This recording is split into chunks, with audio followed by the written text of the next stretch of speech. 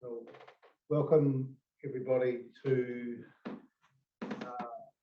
the rescheduled hearing 17A and 15B for the District Plan Review hearings.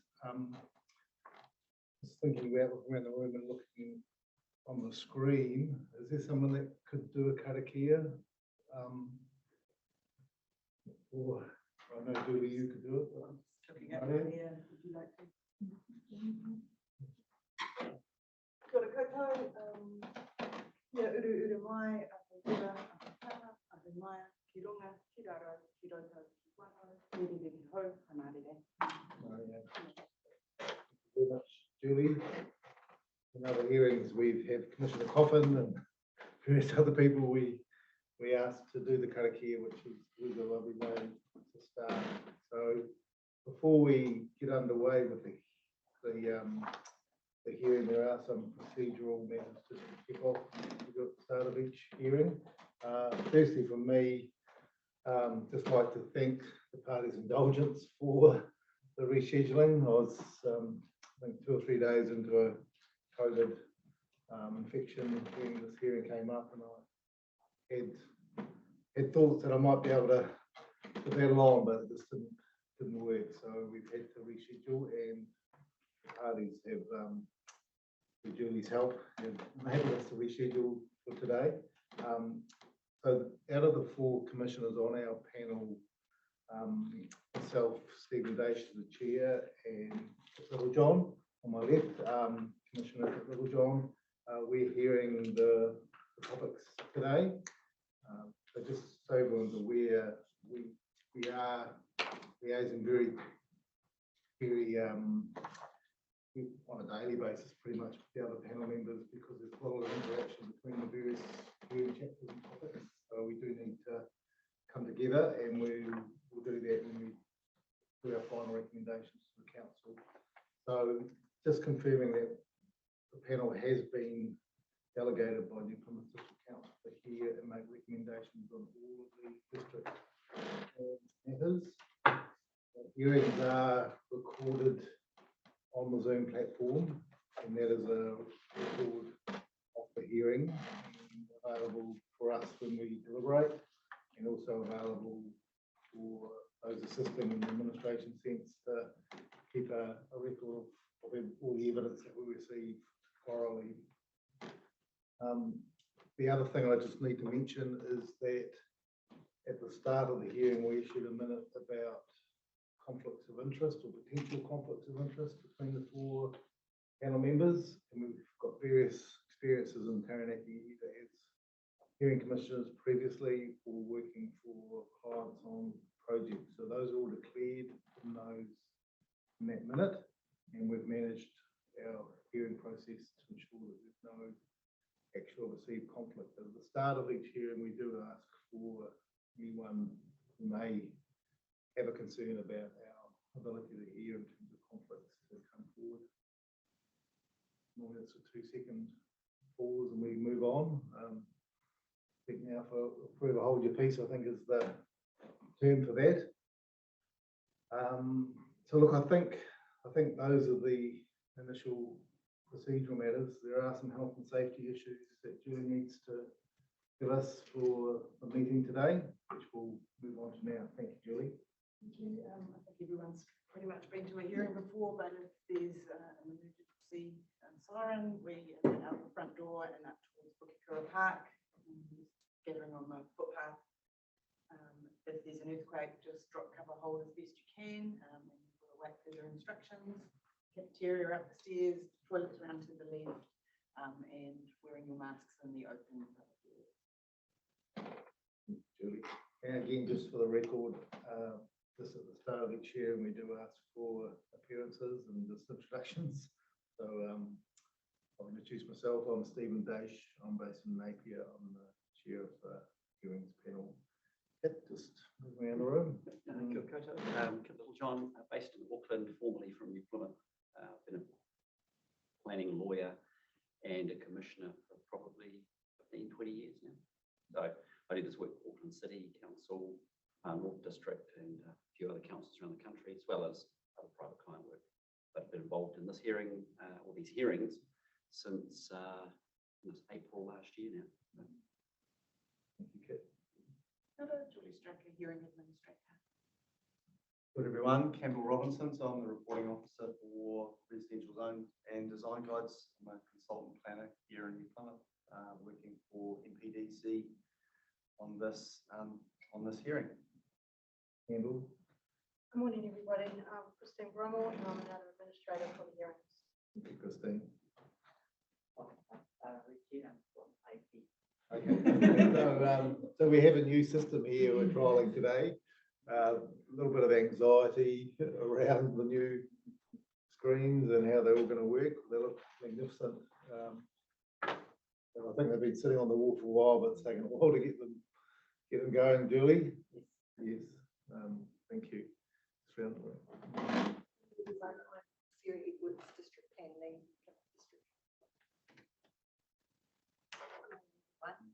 Louise McLean, consultant planner. Welcome, Louise.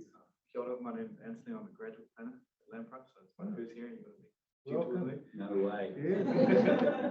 I was looking around the room and that's a fresh, Never have said that. it's a fresh face.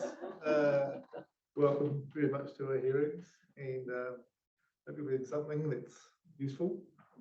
Thank you. Maria Hookhoder, who's Calvary. Thank you, Maria. And,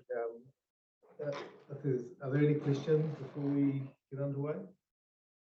Everyone's pretty familiar with the routine now, so thank you, Campbell. We'll hand over to you to introduce your 42A report. Great, thank you. It's lovely to be with you in person. Technology's great, but it's great to be in the room together, I think. Just before I start my presentation today, I just wanted to obviously highlight there is an addendum which has been tabled, some minor corrections to appendix 4, 5, 6 and 7. Some minor wording changes there. So I do have a presentation for you today. Sorry, any questions on that from? Do you just want to just take us through quickly what the changes are? Sure. I've seen them now, so Yeah. so that we're aware of what's happening. Yeah, so the changes really reflect some minor sort of wording changes just to correct either the officer's recommendation that's in regards to appendix 4 and appendix 6. We've got a slight change to correct the submitter details in appendix 5, and then also appendix 7 makes some further changes there around how some of the submissions have been deferred to latter parts of the hearing process. So some of these are going to be heard in the rezoning and some in the sweep up of the things. That's correct, yeah. Okay. That's great. Thank you for that. Thank you. So I do have a presentation for you today. It follows a similar format to other presentations, which you've probably heard over the last year. So Julie, if we go to the next slide, just a broad outline of what we're going to talk about today. Really, I'm just going to quickly touch on the operative district plan, where that currently sits in relation to residential development or residential chapters, how that's framed. And then from there, we're going to go into district plan review, some of the key aspects of that review, and I guess the sort of bow wave of evidence which was sort of slowly accumulated over time, which led into the proposed district plan. To sort of talk about sort of some of the key sort of structural aspects of that in regards to residential chapters. Then from there we'll get into some of the commentary around the submissions. I'll obviously take you through or touch briefly on the 42A recommendations, and then touch on also those matters of contention which we're likely to hear from the submitters later on today and tomorrow. Next slide, thanks. So in terms of the operative district plan, just wanted to highlight a couple of the key issues, key objectives which relate to residential zones. I think it's probably fair to say that the provisions under the operative plan focus very much on existing character, existing community, and if not maintaining those things, then protecting them. So I think that's a key point here. Last point on the slide there, in terms of design guides. Design guides are actually, because the words design guidelines are actually mentioned throughout the plan as a possible method, but the operative plan doesn't include formal design guides as a regulatory method. Campbell, even though the ODP doesn't have formal design guides, there are some direction documents that the council has used, or what's the status of currently? Are there any design guidance that is used by consent planners? Yes, there is. But yeah, it's not to say that we don't use design guides, because where we have discretion to, for example, for discretionary activity for a brick project, we may engage an urban designer. There is some design guidance around subdivision, so that's a non-statutory guide, which, given my experience, isn't widely used at the moment. We also have the central city strategy, which isn't so much of a design guide, but a design vision for the central city, which I'm going to talk about a little bit more later on. Okay, thank you. Next slide, thanks, Julie. So the way in which the residential environment areas or residential zoning is cut up in the operative plan is this use of 3 zones, residential A, B, and C. You'll probably be quite familiar with those now. Residential A, obviously, your predominant zone that covers the vast majority of the residentially zoned land. So what are we, over 2,600 hectares, lot size of 450 squares as your controlled activity lot size, generally suburban in nature, containing usually one dwelling, front yards, rear yards, quite spacious, quite suburban. You've got your residential B, which is at the moment under the operative plan confined to New Plymouth only, and that's really hugging your CBD areas and some of your other areas close to the coast, sort of stretched out kind of on a kind of east-west kind of fashion following the coastline, really. Those tend to be the older parts of the city, so you have slightly more fine-grained lot sizes, and it's about 8% of the total of the residential land across the district, 300 metres squared controlled activity lot size. Then you have your residential C, and these are your more geographically isolated areas: Okura, Okata, Uranui, Lefton, Egmont Village. And this zone is really restricted by its access to the reticulated networks. And you have a smaller lot size again. So just at 4%, only a fraction of the overall residential land across the district. Campbell, these settlements, they don't all have reticulated sewage, do they? Uranui, Okura does. Okura does. Yep. I'm off the top of my head, I'm unsure about the others. I don't believe the others do, but I can clarify that. So when you say restricted, there's no subdivision allowed in residential C without reticulated sewage connections, or is that just a high activity space? You can subdivide them. I think probably the density of those areas has been restricted because of a lack of or allowance of a finer or a smaller lot size. Controlled activity lot size has probably been directed by the lack of sewage connection. You can still subdivide them provide on-site sewage, so that. Presumably you'd need large lots. and That's right, yeah, so that's right, you need your soakage areas, for example, so that it drives your need for a higher lot size. You were only yesterday looking at one of the sites there, for one of the, just have a visit and was mentioned that I think there's a articulated sewage scheme being planned for Uranui, which, because of contamination issues in the river there, I think. Yeah. Yeah, that's my understanding, that there's that sort of broad conversation with the community's been started about, the future of the town and what that might look like from a planning perspective. Yeah. Thank you. Next slide, please, Julie. So turning to the district plan view, and in particular, the aspects of that which were key to the residential chapters of the proposed plan. There's probably three main aspects, or a couple at least there. So you've got your residential B study and your zone audits. The district plan review, I think, has been also sort of broadly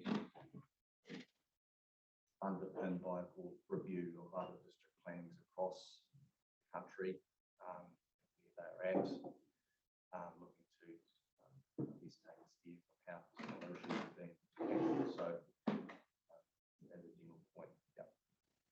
Next slide, thanks, Julie. So your zone audits, and this is covered in length in the Section 32 report, really did a deep dive into, I guess, the efficiency and effectiveness of how the existing zones were functioning. Looked at, I guess, the function and role of each of the zones, and how, I guess, they were operating, and any kind of issues which were clearly kind of emerging. And out of that, next slide, thanks, Julie.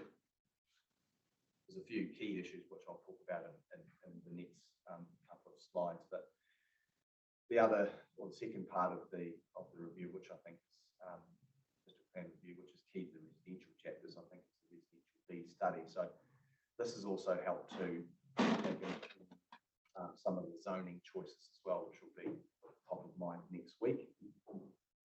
But really, it was again a look around how the existing residential B environment areas had and hadn't been developed in Plymouth, and whether or not those areas should be taken forward for medium density zoning under the proposed plan, or whether or not actually maybe they are constrained, or there's aspects here which are going to mean that these areas are unlikely to be developed. We also looked at the possibility of other areas which were zoned residential A under the operative plan, and whether or not they were suitable to be effectively upzoned.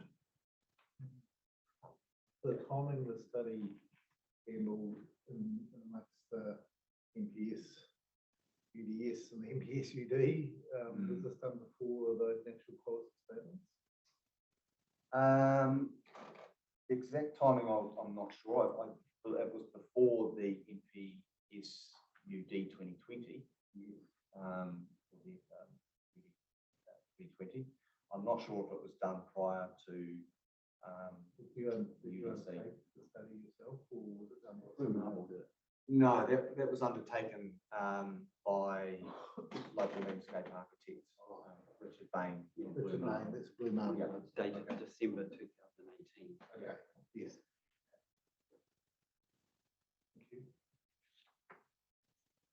So what that study also looked at is I guess, some of the accessibility of some of the existing residential B lands, how far they were located in regards to CBD and other amenities.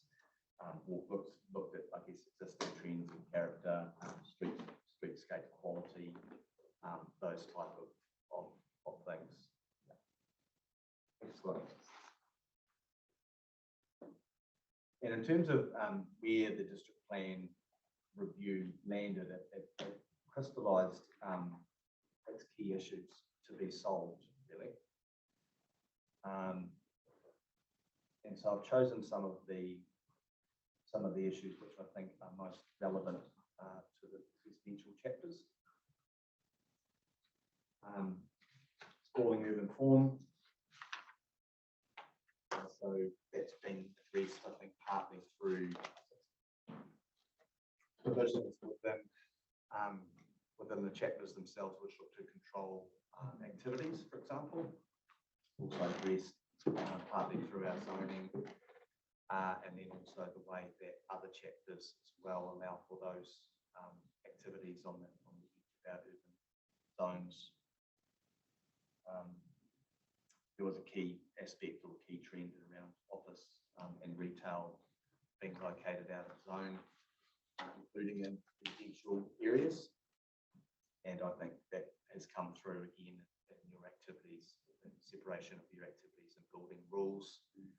Now need consent for those activities which would have previously just been controlled in terms of their bulk and location, and now controlled in terms of virtual activity.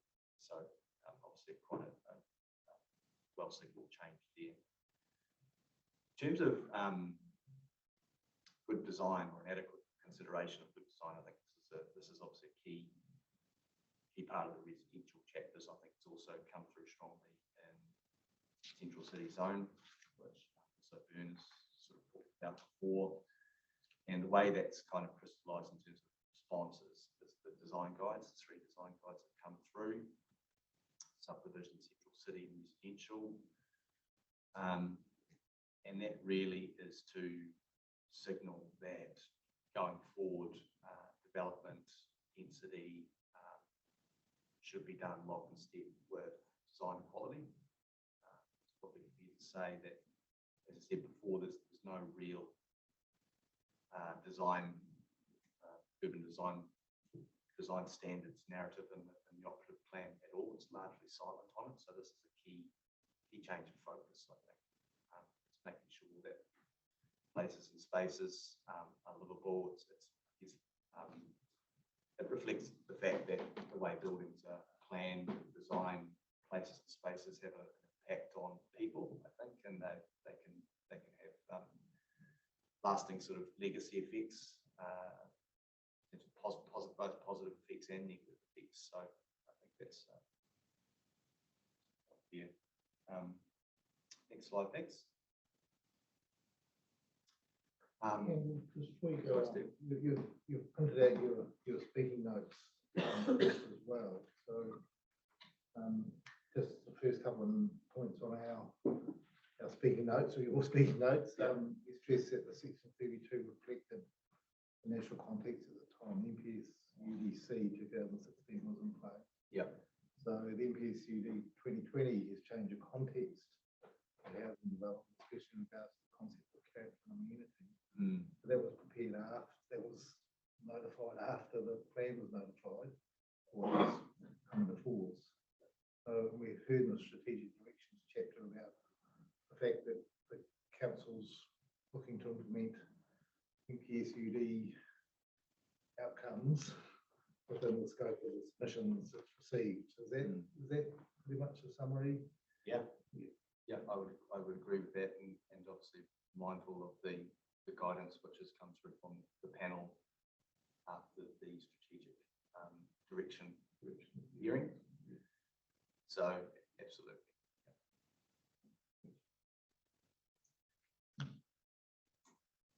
So just in terms of the further issues which I think are relevant to the residential chapters, we've got the issue around some of the rules not adequately addressing some of the problems that were being identified in the way that development was being done across the city in residential areas. So I think that's resulted in some more targeted effect standards in particular and rules which seek to ensure that some of the design outcomes are improved. And again, I guess also attached to that is the fact that we've got the design guides themselves sitting alongside and being applicable to some of those rules and those heat standards.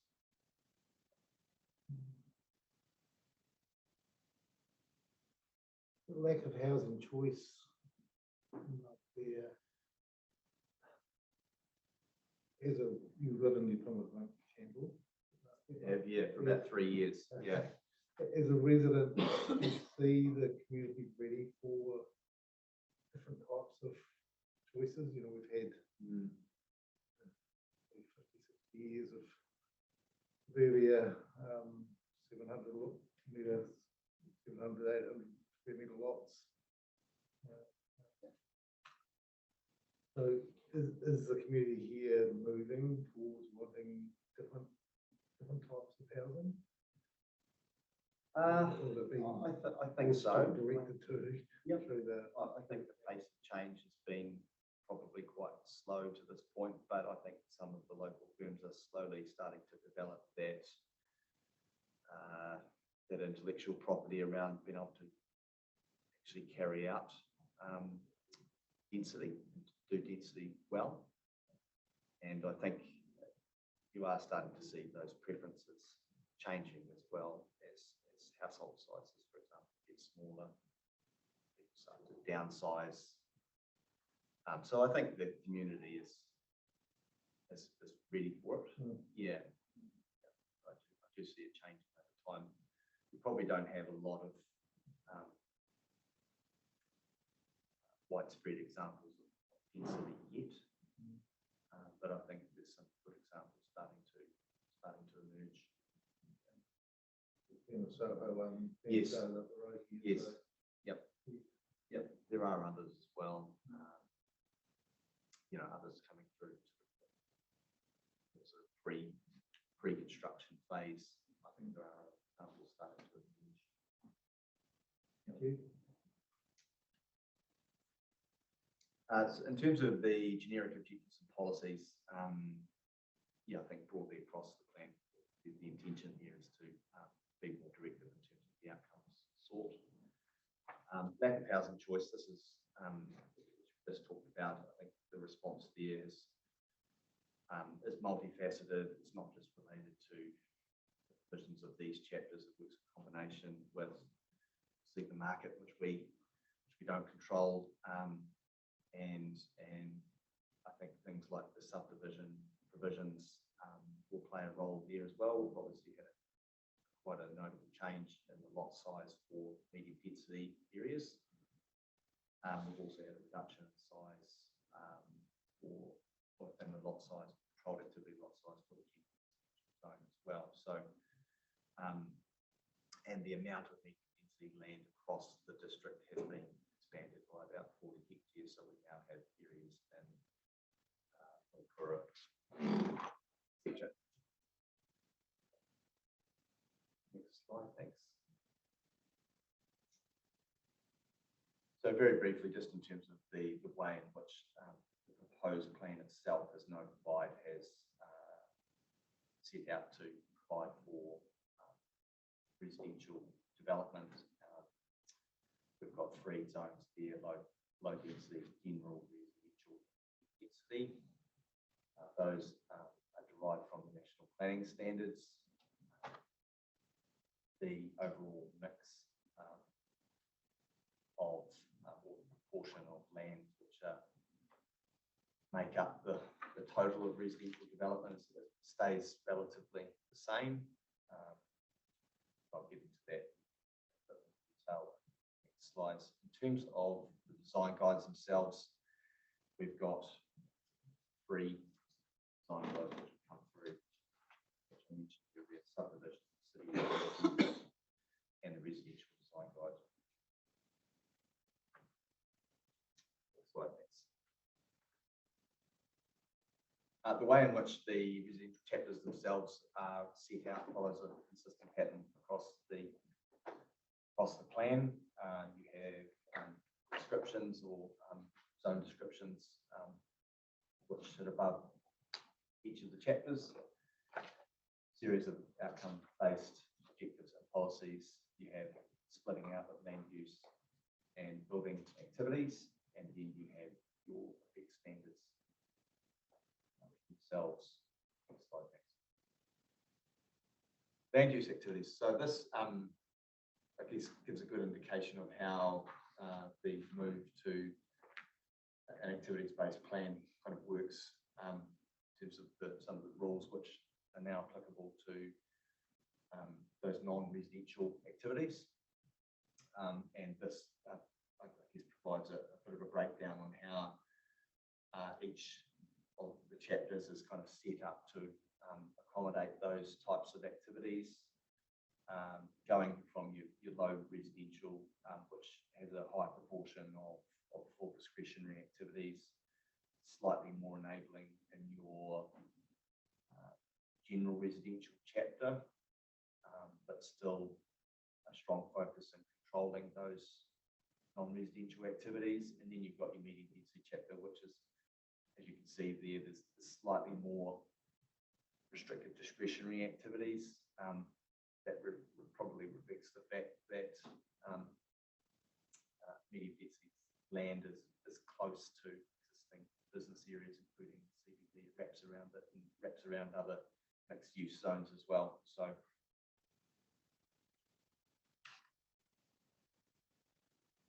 next slide, thank you. Okay, in terms of the effect standards, there's 13 effect standards across residential chapters as notified, and they are applied to each of the zones. So each chapter has the same standards which apply to them.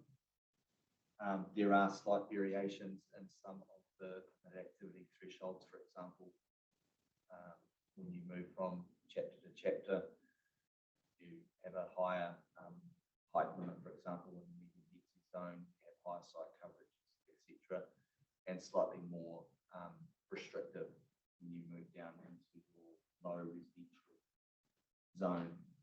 I've highlighted or underlined those activity or those effect standards, sorry, which are effectively new standards.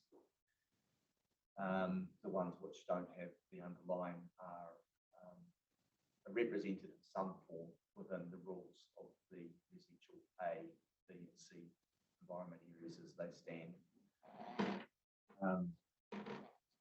We make a point there or note that the front yard site coverage rule which exists under the operative plan has been deleted, so that wasn't included within the provisions as notified. And instead what we've got there is other more targeted provisions which look to address some of the issues around how sites are planned and developed. So, for example, minimal outdoor space requirements. You have requirements regarding maximum fence or wall height, and you also have requirements regarding accessory buildings and garaging. Just as some examples.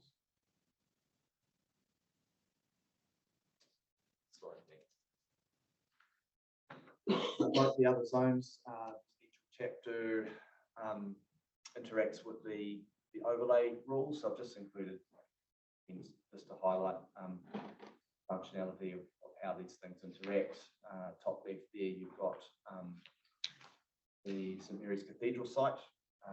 So that shows, for example, a range of protected trees, heritage structures. The site is significant from an archaeological and from a cultural perspective as well. So again, when those overlays happen or are relevant, those chapters, provisions of those chapters kick in. Thanks, Julie. Quickly just moving through the zone, each of the zones themselves. So the general residential zone remains the predominant zone. It enables two residential dwellings or accommodation of residential dwellings and minor residential units and sleep outs to be provided. The height limit is 8 metres. Multi-units are restricted discretionary activity, so that's when you have 3 or more residential units on site. And 400 metre square control activity lot size, exception of Ohakura. medium density residential zone. There's been a lot of focus on this zone coming through the submissions. As I said before, we've got new areas in located out of New Plymouth. The height limit is higher. Opportunity for up to 3 stories in height. So the 9-metre height limit was the height limit as notified. Multi-units are again restricted to discretionary activities. No minimum lot size in terms of subdivision, and I guess more liberal effect standards when compared with the other 2 residential chapters. The overall amount of land which is zoned for medium density has marginally increased by about 1%, I think, from about 8% to 9%. It's so relatively consistent. The council, we've traversed this quite a few times. The council doesn't have a restricted discretionary non-notified, or the plan, non-notified activity status. Does it? That uses non-notification Yes, so clauses. the plans I'm aware of, which you have, restricted discretion and restricted discretion non-notified activity status. I don't think That's plan correct. has that distinction. As notified, there were no non-notification clauses used. So no, it's a forms part of the claim for a submission as well. Yeah, but as notified, no, I don't think so. So in your experience as a planner, is that potential notification for something that's anticipated in the zone, potential notification to neighbours and others, is that holding back development in New Plymouth, just from developers and experts, just for the fear of getting bound up into hearings? Yeah, I think it is a factor. I think it can't help but be part of an investment decision, or can potentially put the handbrake onto a development. What I observe here probably is that developers or neighbours are more willing to talk to each other and have a conversation around written approval. Time in Wellington, it was a lot different. It tended to get quite adversarial quite quickly. Wellington's a very litigious place. More litigious in Auckland, perhaps? I couldn't comment on Auckland. I hadn't had any experience up there, but I think it is a factor. Whether I could cite many examples where the council has made a decision that someone is affected and then a developer has walked away. I can't think of many examples that during my sort of 3 years in processing some consents where that's happened. It's not to say that it probably doesn't happen before maybe council sees it. Yeah. So would you agree that this is sort of a real practical level of resource management, where you're working perhaps on the other side for a developer, knowing that they've got an opportunity to develop within what they anticipate, so they just either can't be bothered or worried about the costs and time delays and notification, potential notification, sort of just holding up time of money, those sorts of things. This is a pretty nitty-gritty planning issue, isn't it? Yeah. And the notification, or would you agree that the notification possibility for something that's intended in a zone potentially sort of perhaps stops some developments? It's certainly a factor. I think when we're approached and the subject of affected parties emerges, and the council's in a position where it needs to try and provide some certainty as quickly as possible about who might be affected. That allows applicants and developers to then make some informed decisions around some of the risks, time, cost, etc. Yeah, so I do think it is absolutely where the rubber hits the road. Yes. Maybe say we'll hear some more about that from Laura. Yeah. some others.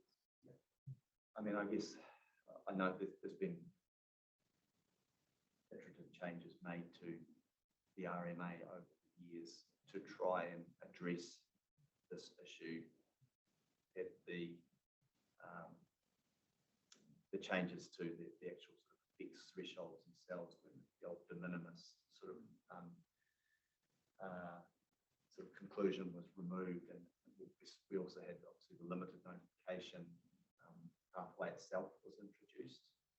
There are changes in and around how then limited notifieds, publicly notifieds are processed, and putting some timeframes around those. Then you've had boundary activities most recently come in, which is something I've worked on during my time at the ministry, which has provided in further revenue to avoid a resource consent for a trigger on a private boundary. Thanks for that. It's an important and issue. I just wanted to have a chat with you about that. Yeah. Just as a practitioner and someone with experience in other places. Thank you, Campbell. Next slide, thanks, Julie. So just very quickly, I did want to highlight the medium density zones as they are notified. I know this is going to be very much top of mind next week when we get into decisions on zoning itself, but I think it's important for also that sort of spatial context in these slides is important for at least how the versions of the chapters themselves are framed. So there's an economic medium density areas, again, sort of east-west, hugging mixed-use zones, and also the CBD. Next slide, thanks, Julie. Very quickly, new medium density area in Aokura. And we've got one, next slide, thanks, Julie, in Inglewood. And next slide, again, in Waitara. So the areas in Waitara, Aokura, and Inglewood are new areas. Just interested in the mapping function there, Campbell. You've obviously popped up the zone. Is that something that's available to everyone, or it's pretty neat? I'm sure it can be. I consulted our GIS with Wade upstairs, who produced these maps in very, very quick time. Yeah, it's a really helpful A shadow function. function. Yeah, just highlight those. Next slide, thank you, Julie. And just finally, your low residential zone. Again, 8 metre height limits. Multi-units are not really anticipated at all within this zone, so that's reflected in full discretionary status. The control activity lot size remains 750 or is 750. You have some, the effect standards largely mirror the general residential zone, albeit with some slight variations. Next slide, thank you, Julie. Turning to design guides. There they are. And lovely teal crimson mustard. And these design guides, just touching on the points earlier, are really a reflection of the work done as part of the district plan review. Really, they seek to address some of the, I guess, missed opportunities for denser development across the city. I think probably another key issue is that sort of inward-looking housing development. Connectivity is also seen as a bit of an issue in our housing, and some opportunities potentially lost there. And then a general sort of desire to improve streetscape quality, streetscape appearance. The desire for the design guides is really that they are targeted at the more complex residential and non-residential developments. I think we have made some changes, I've recommended some changes in my report to reflect that notion, that it be brought to bear on more complex developments which require a higher level of scrutiny. Those are also developments which, by their nature, are more high profile potentially. In some ways, they have the ability to create sort of lasting positive change. And so if they're done incorrectly or the right questions aren't asked, that can create a sort of lasting negative effect as well. So I think we all probably know of a building place which we think might be a bit of an eyesore, or we would sort of ask ourselves, I wonder what sort of design related, quality related questions were asked as part of that process. So sort of conscious that the design guides are part of a system which is designed for a full spectrum of plan users, right from your most well-experienced, well-resourced developers, including public agencies like Kāinga Ora, right through to your lower scale developer who's been building up head of steam over a while, doing smaller stuff, wants to get into maybe a little bit of medium density, 3 or 4 units, doesn't have a huge technical multidisciplinary team behind them. So the design guides are designed to try and relate to a full sort of spectrum of plan users. The point that I wanted to make is, I'm not sure I've made it in my report, or it's been highlighted so far. So yeah, as part of putting these together, we obviously looked at a range of urban design models across country. Drew on my own experience working in Wellington City for a number of years, where they have statutory design guides, and working on some major projects there. Probably would add, I drew on some experience as well at the ministry, where I was asked to be part of a team where we were auditing the effectiveness of design guides in Christchurch City Council post-earthquake, post-recovery, and how those design guides were or were not enabling development at the time. There was obviously a lot of pressure coming through from the development community in Christchurch around how they could do things quicker, get development going.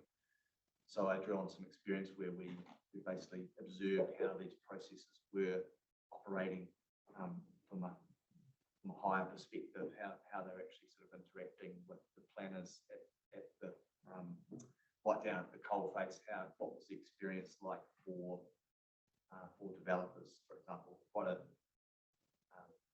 really interesting exercise actually, to kind of see design guides sort of from both sides, having worked with them and then looking, sort of changing your hat and looking at it from a perspective. So the design guide really, the design guides, I think, provide a platform for a design conversation where it doesn't exist at the moment under the operative plan. And the idea is that it provides a broad tool, or sort of menu of tools, which can be applied to particular developments. Not all parts of the design guides will be relevant to all developments. It's really about a bit of a pick and mix approach, see what aspects, what major themes of the design guides will be relevant to each development. Campbell, so you were actually involved in preparing these documents, the design guides? No, I wasn't as notified, but I just got the feeling that you had some involvement, but I hadn't seen it and read them, but you haven't. You've just come and looked at them and made some suggested amendments based on your own analysis of the submissions and your experience. that's right. Yeah, so I wasn't involved with the plan. And Blue As notified. Marble were involved, Richard No, I believe that design advice was sought from an urban designer in Wellington. That's my understanding. Miss Edwards may know more about that. Yep. Consultancy. Diana, Oh, Yeah, Diana Potloader Yeah. works for Maybe with Alistair. Yeah. was it engaged with the local architectural surveying community when they were developed? only through draft, yeah, just through the general consultation. Targeted, we did presented response to the concept of new medium density areas and how they would be administered and what would embed them in the plan.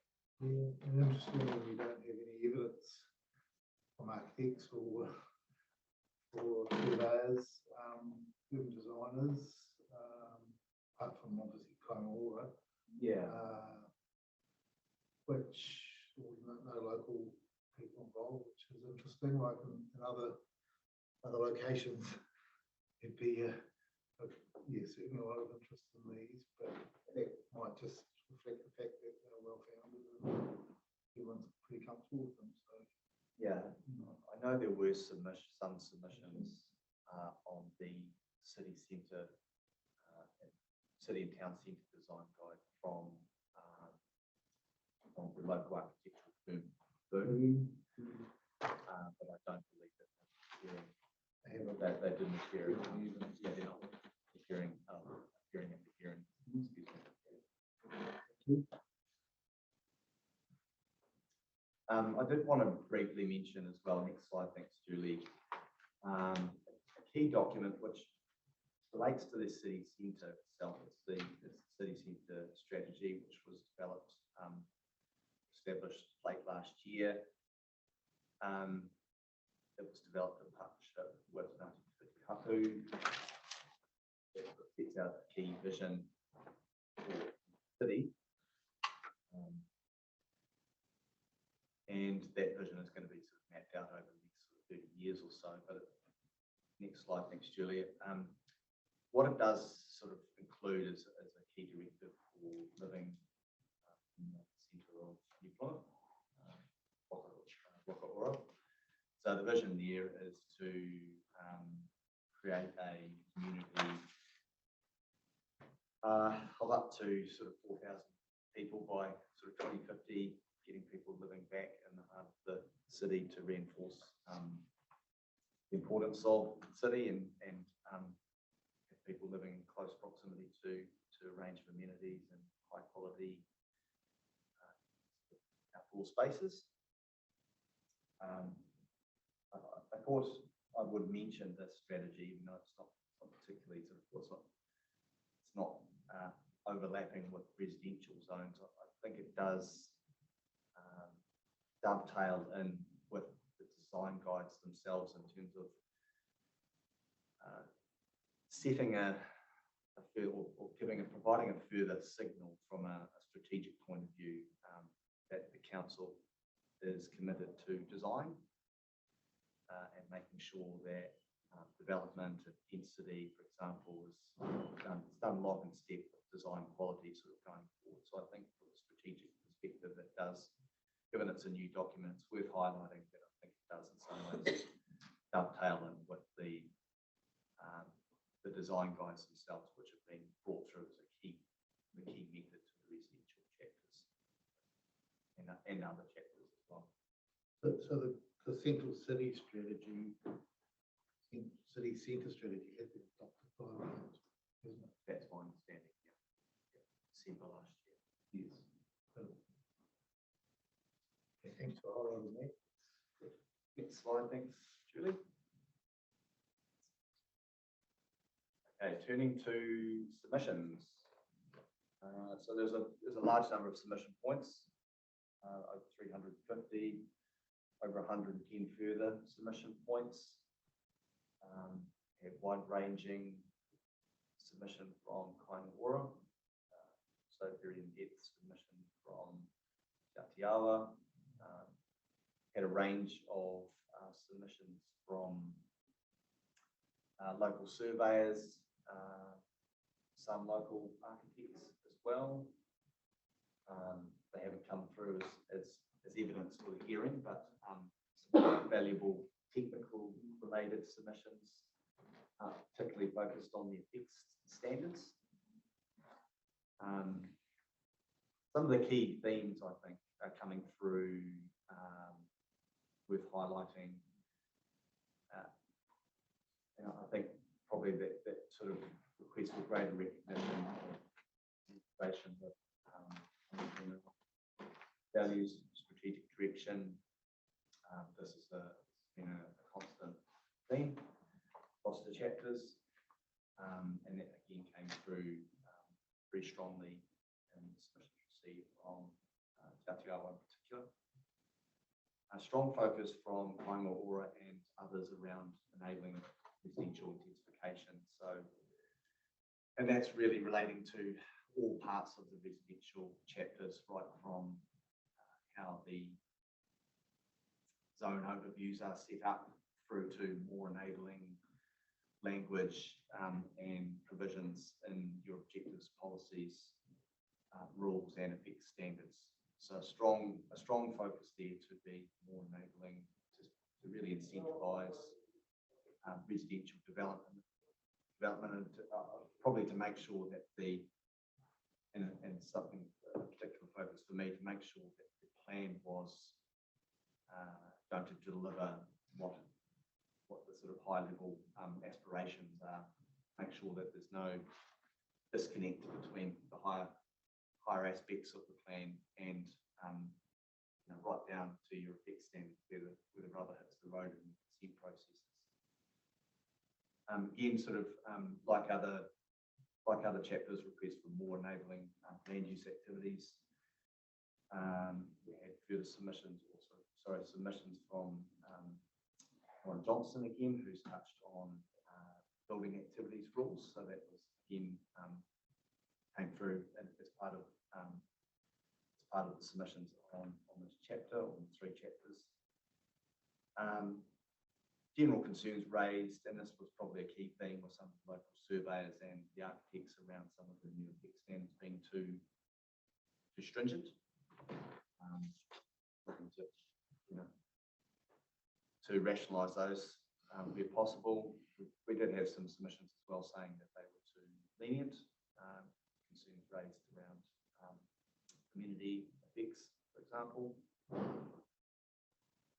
And then we had a focus of a number of submissions, particularly from Kainga Ora, around the role and purpose of residential design guide and how that is made applicable through development rules and effect standards of the residential chapters. There was some support as well for the residential design guides to be retained. So that's a key sort of aspect, I suppose, of force final support there. Kimber, I did want to ask you some questions about the first point there. You would have read the evidence from the Hokopaora for the Te Kahui o Taranaki Iwi Trust, and quite a short piece of evidence, but highlighting that there was no involvement of iwi in the development of the design guides. And firstly, is that your understanding?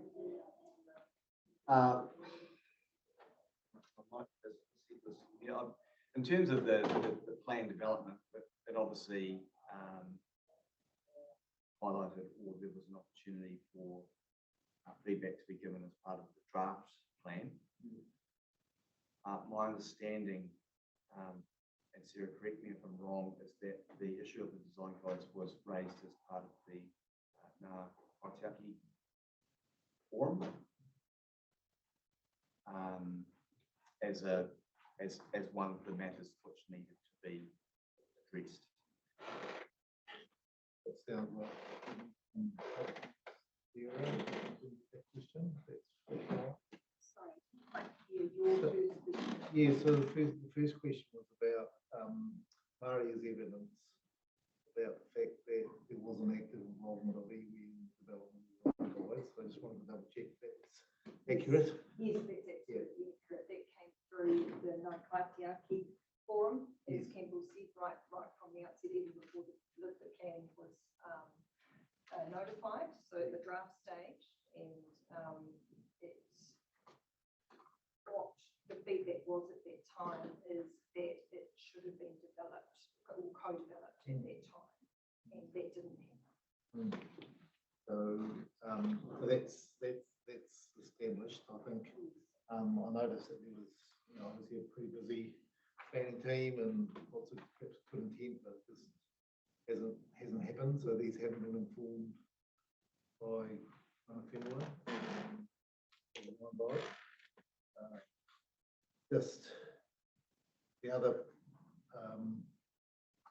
since the plan's been notified, there has been a key commercial development, Katie Holdings, that I sat on, where there was quite a lot of interaction on design sense between Ngāti Hapu and the developer there, which underpinned the final designs there. So I presume going forward, yeah, one of the issues we're going to grapple with is that the design guys are locked into the plan as part of the plan, or whether they're something else that can perhaps be a bit more easily developed further. So if you turn your mind to the lack of iwi input, to the fact that if we lock them into the plan as suggested, it might be another 10 years plus before the city centre design, the whole design effort in these book zones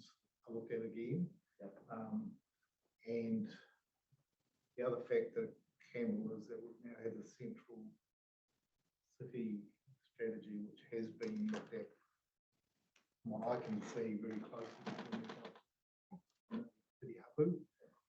So perhaps there's a bit of catch up to be done on these documents. So yeah, just your general advice to us on that timing issue. Yeah, it's something that I've sort of struggled with. I mean, I sort of appreciate that we're now in this process which is running. Decisions need to be made on that. And I think we fully agree that the content of the design guides needs to be better informed by Whakapapa Māori, Te Ao Māori. I think that we're absolutely in agreement around that. So if we have that agreement or that commitment, then how do we use the time left to try and make those design guides as complete as possible? And I think the struggle for me is, I suppose, that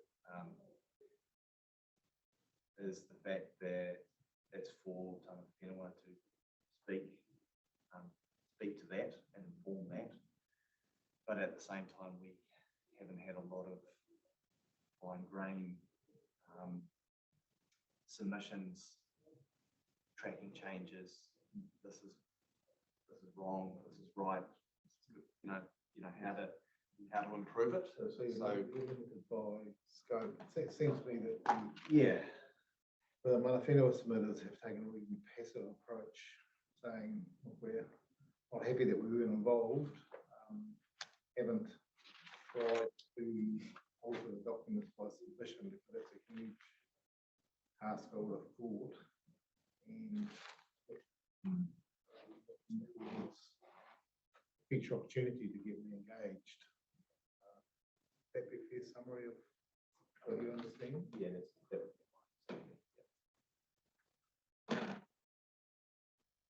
Okay, thank you. Just on that point, you think, you read Sarah Mako's evidence? She's put forward I guess an interim proposition, which would suggest some placeholder commentary within the design guidelines. Are you comfortable that there's scope within the Te Atiawa submission for I'd have to have a look at it. I wouldn't be certain off the top of my head. I'm familiar with the proposition that the board. Yeah. I'm just not sure what that entails. If they're obviously we're working within the confines of the process which we're currently engaged in. Yeah. And any commitments, around council's forward work program, might involve, budgetary decisions and decisions by elected members, for example, that would be difficult to comment on that. If there is still the ability to try and use the time we have and any leeway regarding written right of reply and timing of that, for example, to try and improve the guides as much as possible, then that would be, I think that would be within the scope of the submission. Yeah, yeah, I mean, something we'll talk to Sarah about, no doubt, but I just, she does sort of conclude her evidence by saying she hasn't suggested anything, but she looks forward to discussing matters, which is perfectly acceptable. I guess to some extent, it really depends at what level of generality you read the tangata whenua submissions, because if you take that very, very fine-grained orthodox approach, and if you didn't ask for the words, you can't get it, then, there's no ability to adapt as you go through the process. Whereas I think what we understand is that if it's fairly and reasonably within the scope of submission, and there were very high-level recommendations and requests for greater involvement and engagement of tangata whenua throughout the whole plan. Yeah. So there's at least a door that's open there. Yeah. But I think I agree with you. It's not, in the absence of sort of discrete input and quite specific advice to go into the guidelines from mana whenua, we'd be loath to write all of that in there. But I suspect there is probably a middle ground. I tend to also agree that writing stuff into a guideline that says this is going to be fixed and this is the time frame and binding a third party to do it is probably not in the spirit of where we're going. But there may be a middle ground to deal with an interim. Now, of course, that doesn't really make much difference at the end of the day if ultimately we recommend that these documents sit outside the district plan, because then the parties can go off at their leisure to recraft them, to make them whatever they want to be. But we're really interested in that as chair, because it's a bit of a catch-22 in a way. You either don't have guidance that matters, and you are then reliant on individuals to take the encouragement and do it. And I guess the section 32 came from the position that, we didn't have a guideline, but the ones we did, no one really paid any attention to anyway. So we're sort of in a difficult position there. But then you have the other proposition, which is the moment you make it a document that's part of the district plan, we'll all go, the Schedule 1 process is the only way you can deal with it. Now, maybe we've all been biased to think that Schedule 1 processes are clunky, time-consuming, and expensive. Maybe they don't have to be like that. I haven't seen one yet that isn't. but maybe one thing that is quite interesting with this entire hearing process is how efficiently everyone who's participated in it has actually focused on the issues. And but for COVID and the scale of the task, probably would have got through it a lot quicker. But it's going to be a topic of discussion anyway. So I just sort of throw that out. Thanks, Kip. I think it's pretty, we're down on another issue with the design guides now. So it's great to be able to talk through the issues and options as you see them, Campbell. We'll hear back from you after the evidence on these sort of discussions. Still got a couple of other slides, I think. Yeah. Yes, I think. Again, I guess just picking up on the conversation we've had, some of the major themes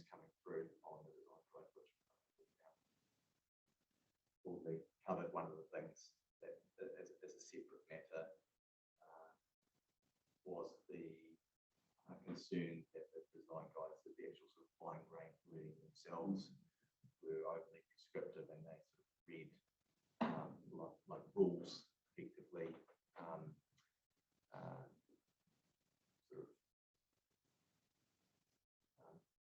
insinuating that strict adherence would need to be made with a particular part of the design guide, otherwise you might be seen as inconsistent with the entire guide. So that was a general concern.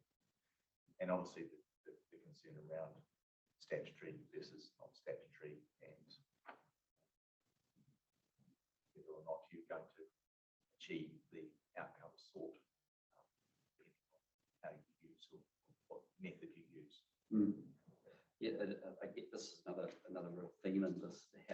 So I fully understand the suggested tweaks you've made to them to try and I guess file the rough edges off the requirement for them to almost be dogmatically applied by adding language that I guess suggests that there's a degree of flexibility in it. And again, this is another catch-22, because from experience, applicants and developers love certainty. They love boxes to tick. Give me a box and then I know where I'm going to get to at the end of it, and I know what I can do.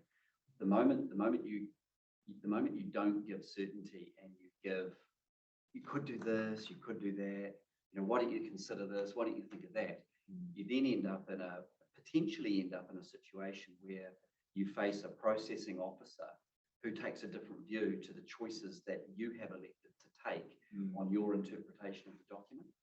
And you then just end up going around in circles in an argument, because then the applicant says, well, the thing, I only had to consider it. I didn't have to apply it dogmatically. And the processing officer says, well, I think you could do better. And why don't you consider this? And then the old nugget that gets wheeled out all the time, and I'm not saying this is a thing in New Plymouth, is that, well, you don't want to get notified. So it ends up where you reserve discretion in the document itself. You actually create more uncertainty for all the parties. It's just something I wanted to throw out there, because I think that is another theme in how you deal with this response to it being too black and white. Is potentially you create more of a problem by creating uncertainty where they're actually applied. Yeah, I totally agree. There's a real tension here between trying to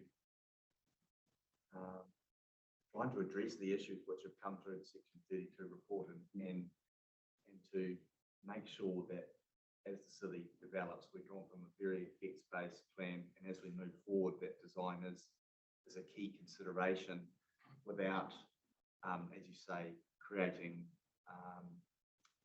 a process which does lead to uncertainty or sort of a lack of confidence and investment.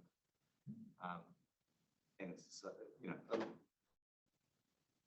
partly addressed, I think, through operational sort of matters, and in some ways the design guide is similar to any other part of the plan, and that relies on efficient and effective implementation, and sort of fine-grained operational decision making, and engagement with the development community out of a consent team, for example, to address those things. So, but yeah, it's an interesting tension. How do you sort of say, well, this is important, and give it the weight it deserves, without sort of avoiding the negative aspects of it, I suppose. Don't get me wrong, I'm not saying that applicants and developers should just get their way because they want to do something a certain way, because otherwise the plan is meaningless. Yeah. You've got to provide a way to give that structured guidance in a way that is still efficient when it comes to the development of land. Okay. Next slide, thanks. So just turning briefly to the recommended amendments in the residential zone. So covered as part of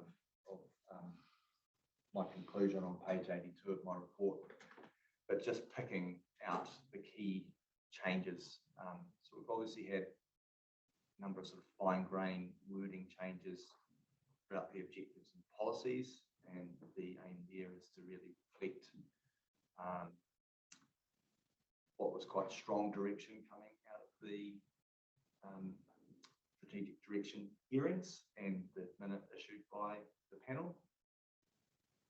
We've had a range of changes to the effect standards. So we've had 2 effect standards, which where I've recommended those to be removed.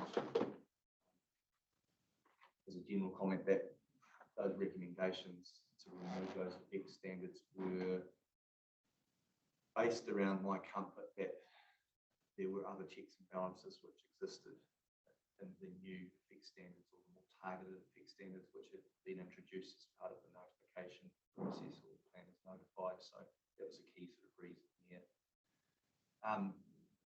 Residential design guides have been retained as formal statutory guides, but what I've sought to do in response to the submissions is to reduce probably the applicability of the guides across each of the zones, to follow through on the intent that they be applied to the more complex residential and non-residential developments. That dovetails in as well with the changes which have been made to the guides themselves to improve their usability, to clarify how they're to be applied in an operational sense or a user sense. As a result of the submissions by Ms. Johnson and Kainga, we've had a large number of the building activities rules reduced. So we've recommended those be taken out. Again, sort of work through the scenarios of how those are going to work and operate, and consenting processes, what other sort of checks and balances are available to council, and using other parts of the Act, for example. So I felt confident or okay with removing those.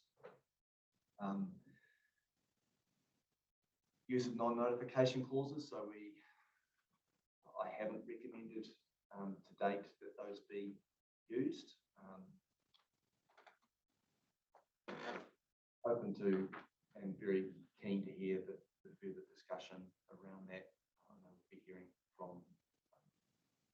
Campbell tomorrow on that matter. Interesting tensions of the use of those clauses, so I'm interested to chat around that. And then we've made consistent with some of the other recommendations and from other officers throughout the process, some changes to matters of discretion to improve the overall usability of plan.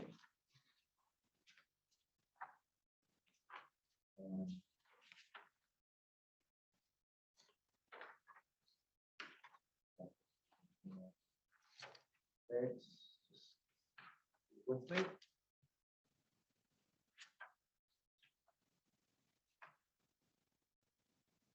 Next slide, thanks. Just a quick comment on heights. You've seen this development before.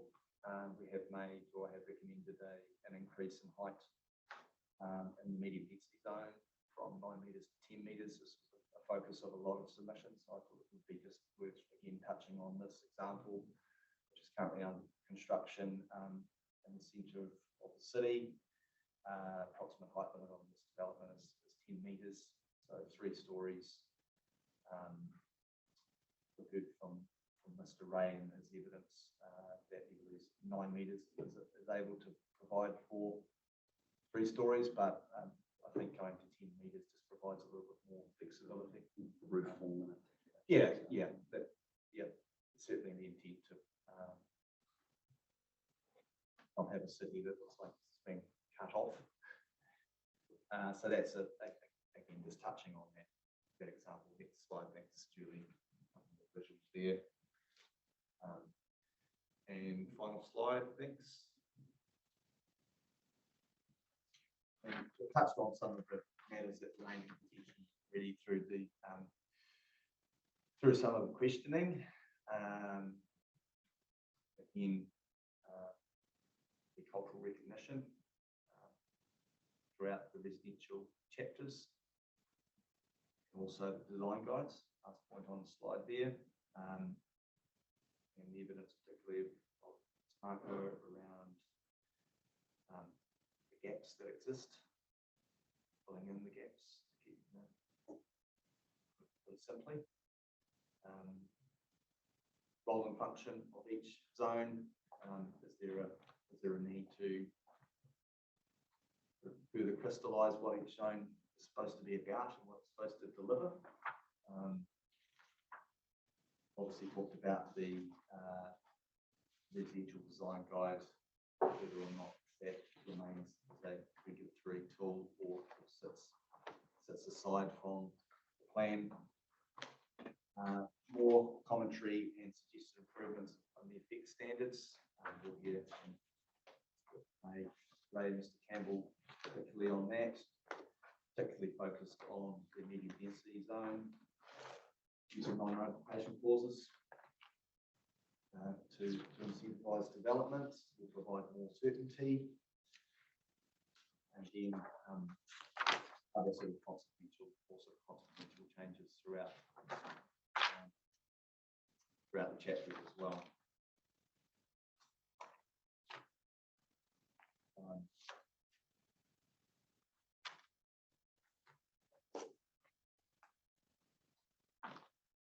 That's all I had.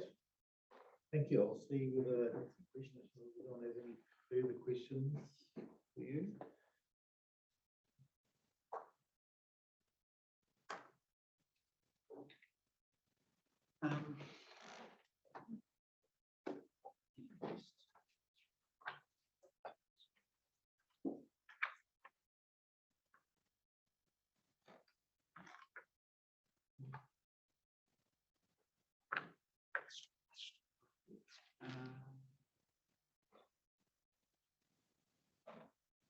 Not on the design guide. I think that's something that's going to be a bit of a conversation.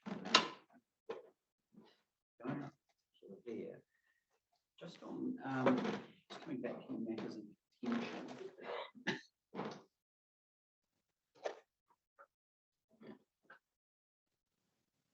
At the moment, there's a threshold of 2 permitted dwellings in both the general and the medium.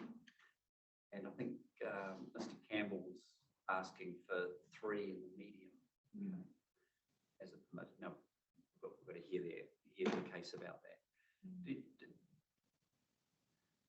So, I guess this reflects back to the request for improved cultural recognition, because, of course, on a permitted activity, you've already essentially established a threshold at which you are essentially saying the landowner can go and do what they want up to that level, and so there's no real interaction at that level of activity with the objectives and policies.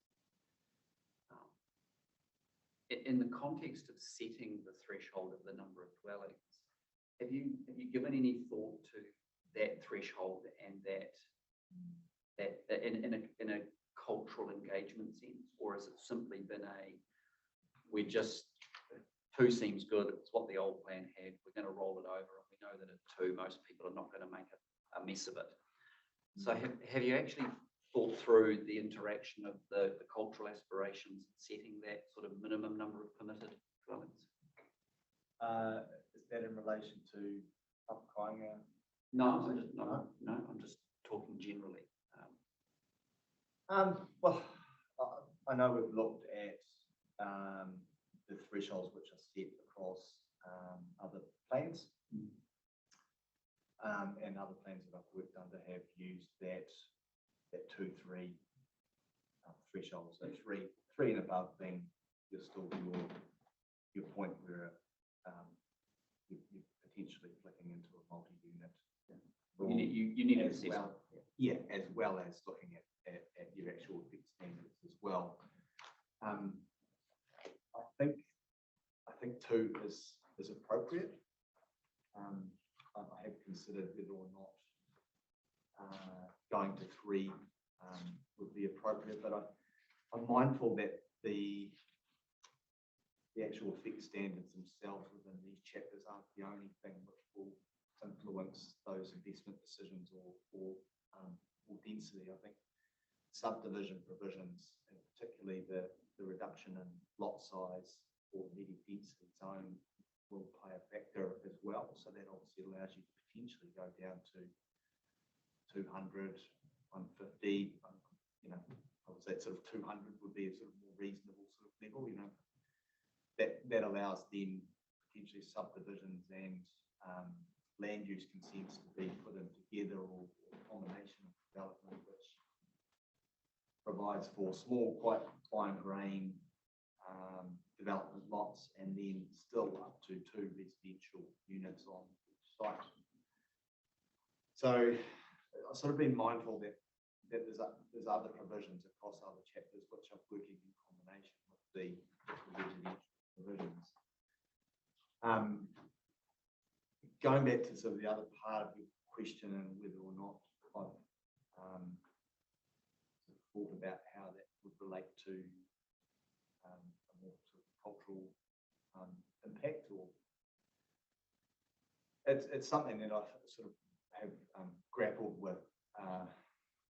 Obviously, other parts of the plan are doing the heavy lifting in regards to sites of significance. For example, highlighted earlier the way that the actual zones work in relation to the overlays. So obviously those overlays will have a strong influence on residential development where they exist, where there is a particular tree or a site of significance, etc.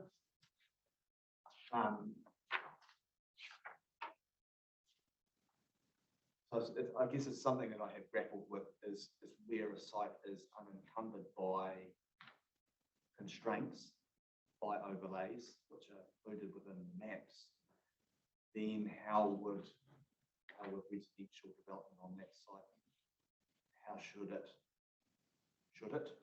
it give recognition to wider cultural concern around development within the broader landscape? It's something that I have grappled with. How do you create provisions which provide certainty where lines on maps don't exist? That's traditionally been the way in which you do provide certainty for land users of all kinds about what you're dealing with.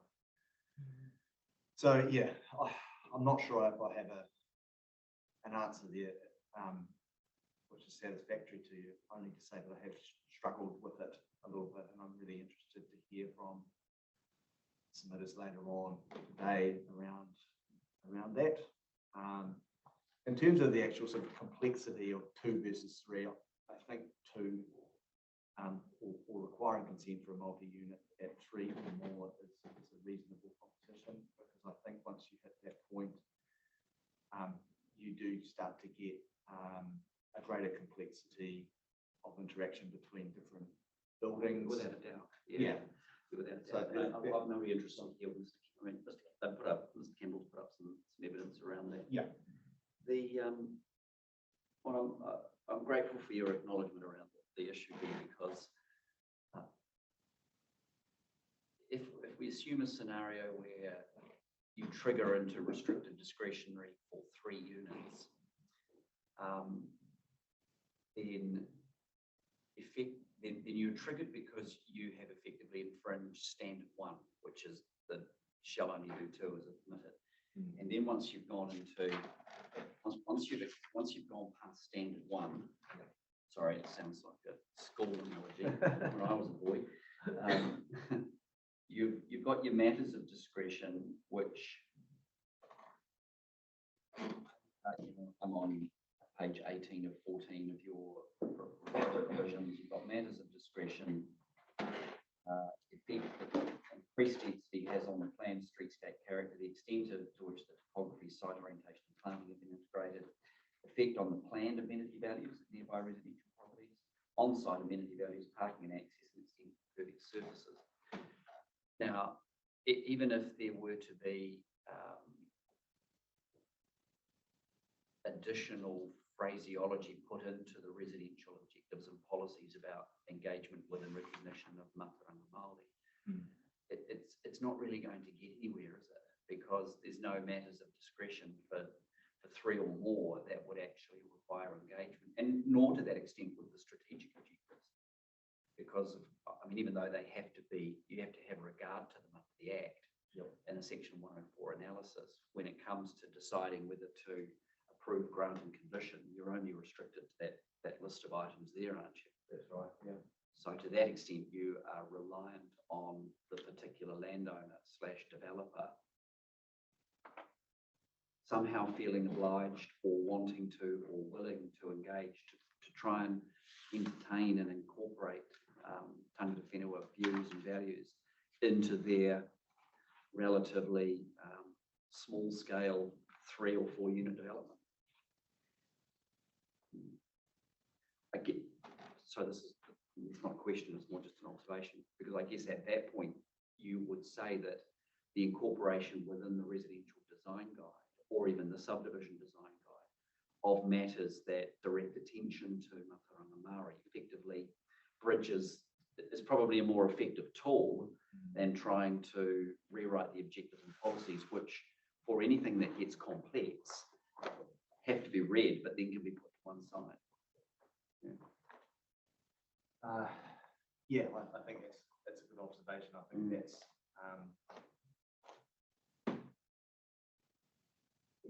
I think that again, is it better to try and form design guides as much as possible to speak to the specific design issues, rather than incorporate further matters of discretion within the rules themselves or within the objectives and policies, noting that other parts of the plan or the way that the plan has been structured and set up means that the issues have to a degree been compartmentalised, but there's strategic objectives which go across everything. So Yeah. There's the Auckland Unitary Plan has an interesting technique. It has a chapter of general rules, and so wherever a default wherever a standard is infringed, there's a general proposition that defaults to restricted discretionary. And in addition to any specific matters of assessment or matters of discretion within the chapters, there's a general list up in chapter C1 which says that for every restricted discretionary activity, the following additional matters are matters of assessment. And it's a very broad list. It's sort of very much a catch-all that actually does start to reflect on issues that while they didn't probably want to write discrete assessment criteria for every standard infringement throughout the land plan, it actually worked out as quite an interesting technique, because there's this overlay of other assessment matters to catch everything that potentially would be relevant. I don't know if anyone's even contemplated something that here, but I mean that was one way of dealing with it in that plan to try and avoid having very, very detailed matters of assessment for the most specific little things. yeah. Okay, well, that was one thing. Yeah, let me just see if I've got anything else that's jumping out at me.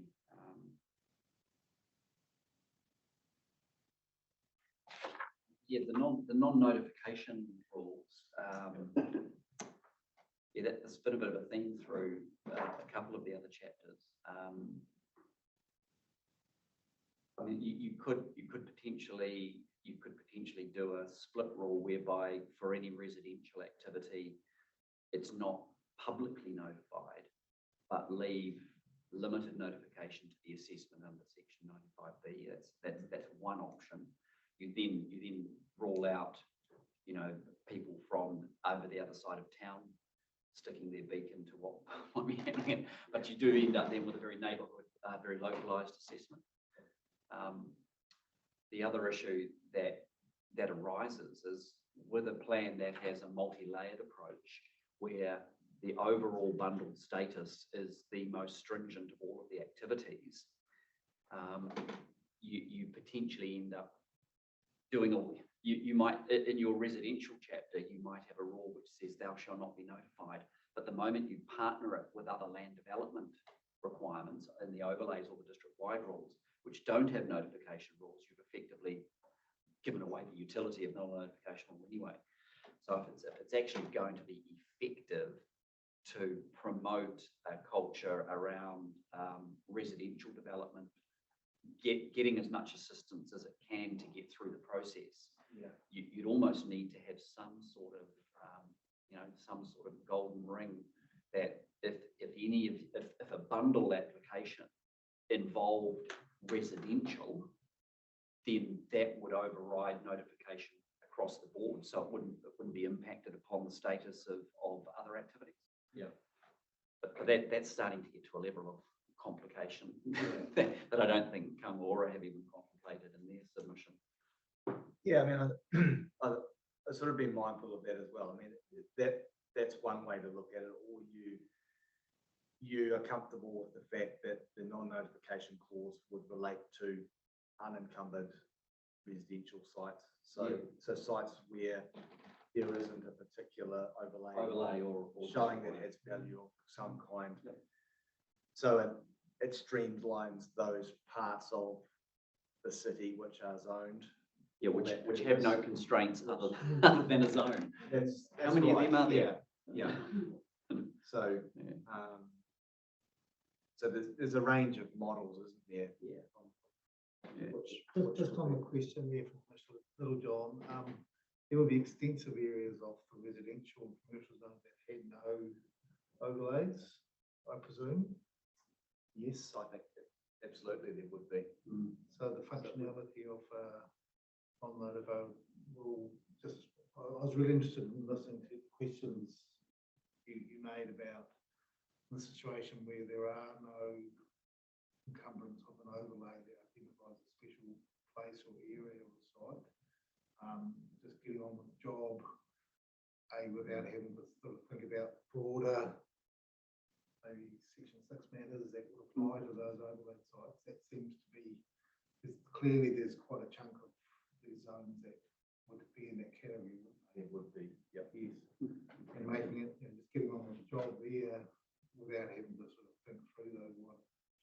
Yeah. Section 6 matters. Yep, I think. Would be effective and efficient, do you think? I think so. I mean, the way that the multi-unit rule, for example, is set up is that you also have to comply with your effects standards. So if you're a development which then complies with your effects standards, but you are 3 or more, you're going to trigger your multi-unit rule. So it would provide an incentive, for example, for developers who, for example, they take care of the edges of the site, they sensitively locate the bulk and mass of their buildings, they provide for a integration with the street, which meets all of the effects standards. So then, is there a way maybe the plan can incentivize or streamline developments which take care of, their site planning details to make Do sure what's expected Yeah. within the constraints of the site. Yeah. When you have a particular, in terms of encouraging that outcome, if you had a choice between a no public notification and no limited notification rule versus just a no public notification rule, which one would you go for? Because I think if you keep a limited, you can still limited notify. You're assuming that there is still something of interest that a neighbour might have to say in a situation where you're otherwise complying with the development standards. Cameron, before you answer that, are you aware of the judicial proceedings to do with the Anglican, is it St Mary's, the Anglican Cathedral?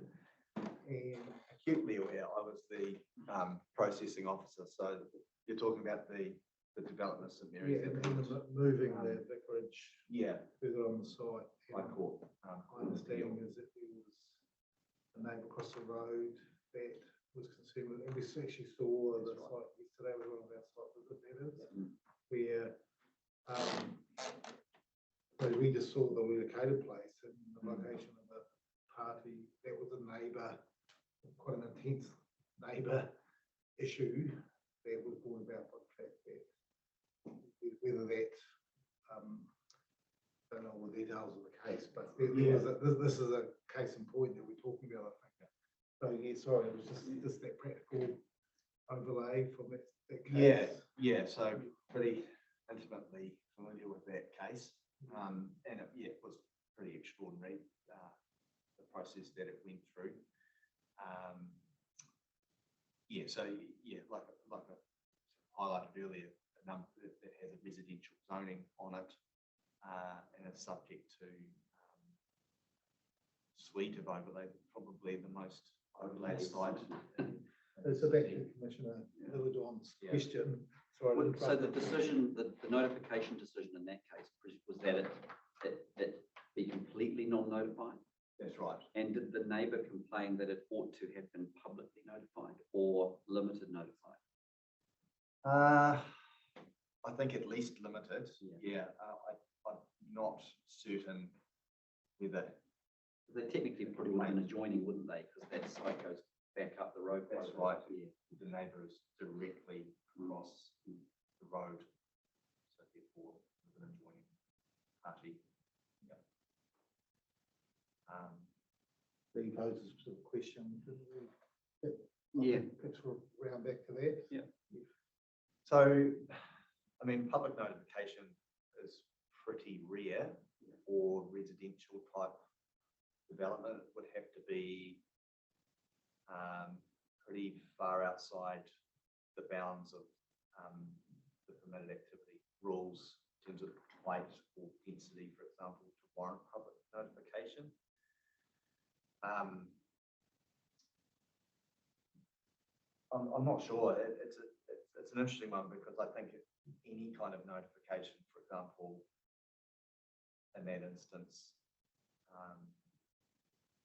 if you're thinking of development which takes care of its edges, like I said before, then is it appropriate to then look at non-notification where either limited or public isn't available? But there's a range of ways, I mean, to do it. Not sure I answered your question. No, and it's more of a thought experiment to some extent. Because the special circumstances, the ability to notify the special circumstances exists regardless. So if there was going to be a rule, then it would, because the rule would then effectively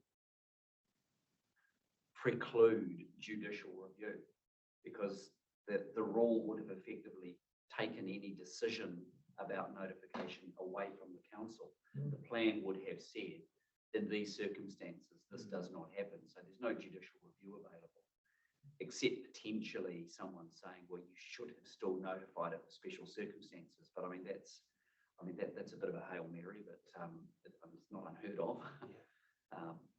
Anyway, it's just a thought experiment, because I'm going to chat to Mr. Campbell about it tomorrow as well, because it is something that was intended to be one of the main tools to try and speed up non-contentious compliant development, where council still wanted to keep oversight over site factors, bulk location, the restricted discretionary multi-unit development on a site that can accommodate it, where you've dealt with the edges properly.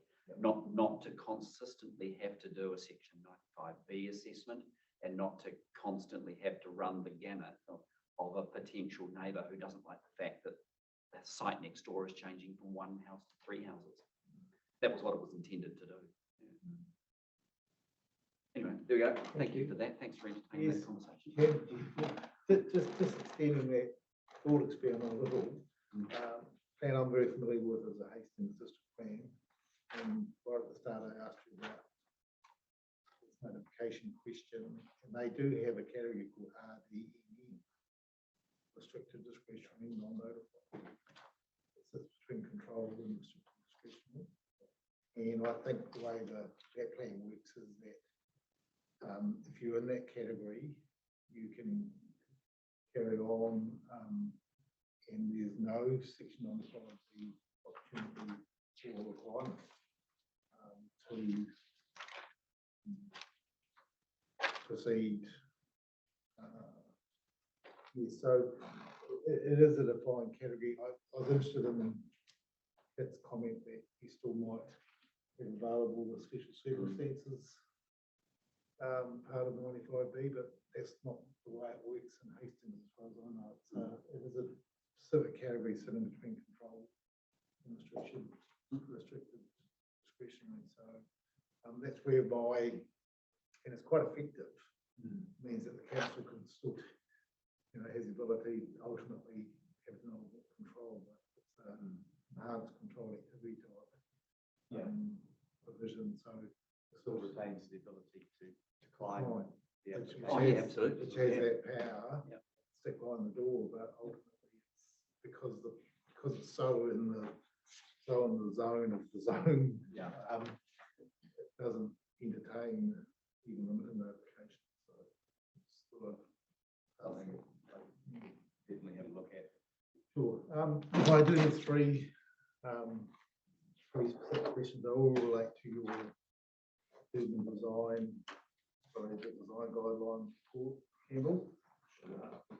So just turning to your paragraph 27, 29, this is related to the enabling, proposed resource management and enabling house supply and other matters amendment act. I think it's now been passed. Is that your understanding? That's my understanding, yes. Yes. Paragraph 27. 27, 29. Yes, so you're talking about this new amendment act that's entertaining quite a few of the tier one councils around the country right at the moment. And Rotorua district is a tier two. Councils also either volunteered or been asked to. But now I've already tested this with Sarah, not tested it, I got Sarah's evidence that people it's not either not being requested by MFE to take action under this act and is not putting itself forward is needing to. So that's the position, just for the record. As I understand it. That's my understanding. Yeah. The policy team here will be very busy if it was required. And I know a lot of councils in the country I work with are struggling with this imposition of these extra requirements, but so be it. The second question for you, Campbell, relates to our guidance on strategic directions and the objectives that follow. Looking at your 31, we reference those, you paragraph 31. I've asked this pretty much of all the reporting planners. Is there any, we issued those as an interim guidance on the basis that we heard the evidence for strategic directions, reflected on those, reflected on the evidence, and put a set out that we thought affected the evidence we heard, but on the basis that they were open for further discussion or debate or evidence. And was there anything in those strategic, in that interim guidance that you were concerned with from a planning perspective? No. Broadly, I think that they, articulate really well the direction which is required, and I was sort of closely involved with the UFT provisions, particularly 13, 14, 15, and 19. So I think the changes which have come through here and set the right tone that the rest of the plan needs to follow. So I was comfortable with it. Thanks for that answer. And the last question I had was about the residential design guide, and this is at your page 17, in particular paragraph 75 to 77. So those three paragraphs encapsulate the discussion we already had about the fact that we now have a city centre strategy incorporating the Motu Murray design principles. And that you seem to suggest that in 77, that given that body of work and that relationship that's been, my observation, enhanced in planning terms between the iwi planners and the hapu and the council, that maybe a variation or plan change might be perhaps done sooner rather than later. Is that what you're working towards, or is that not as, I read too much into that? I probably in hindsight could have clarified that 77 really needed to be seen in the bounds of the process that we're undertaking at the moment. I appreciate if you're probably reading it, it looks like I've suggested a process which goes beyond the scope of the plan. But I think it would be the intention to use what time and flexibility we still have left to improve the content of the guides as much as possible within the scope and the confines of what we're dealing with. We have seen in other chapters some opportunities to use the scope that you have to improve documents through dialogue outside of evidence exchange. It's been a very useful process. It is constrained by time capacity. And I think we have to think pretty clearly about that. And where we've got to as a panel is we've sort of advised from the reporting team after hearing all the evidence, if they think there's merit in proceeding with some further work with key submitters on matters and getting a bit more time to do that, will create a better outcome in a 32AA perspective. So I think so you're suggesting that there might be some scope for that. You'll listen to the evidence and you'll report back to us if you could give us some advice on where you feel there could be some progress, or not. Then, of course, we've also heard in some of the chapters the sites of significance to Murray. For example, council's clearly signalled that there's a program of further work to be done. It's only partway through, and there will be some additional work outside of the standard plan review timeframe. So again, we might, for some of the guys, particularly thinking about the Central City Guide specifically, with the fact that the 37 strategy is now being co-developed, co-designed, that could be an area that council, subject to funding approvals, might be saying to us, well, I think that would be something we could perhaps get on with.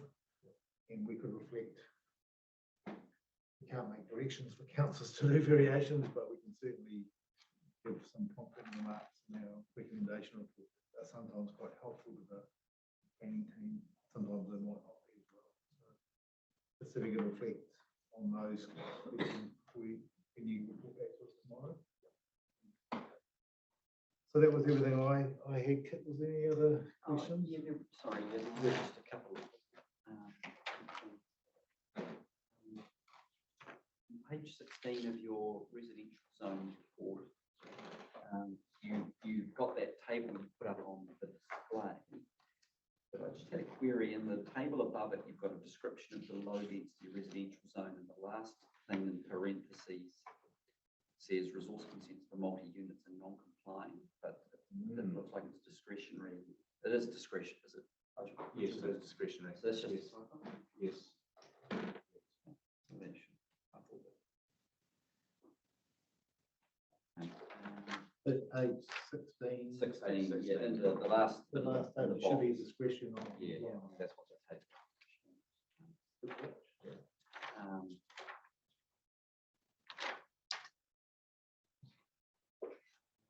Yeah, paragraph 102,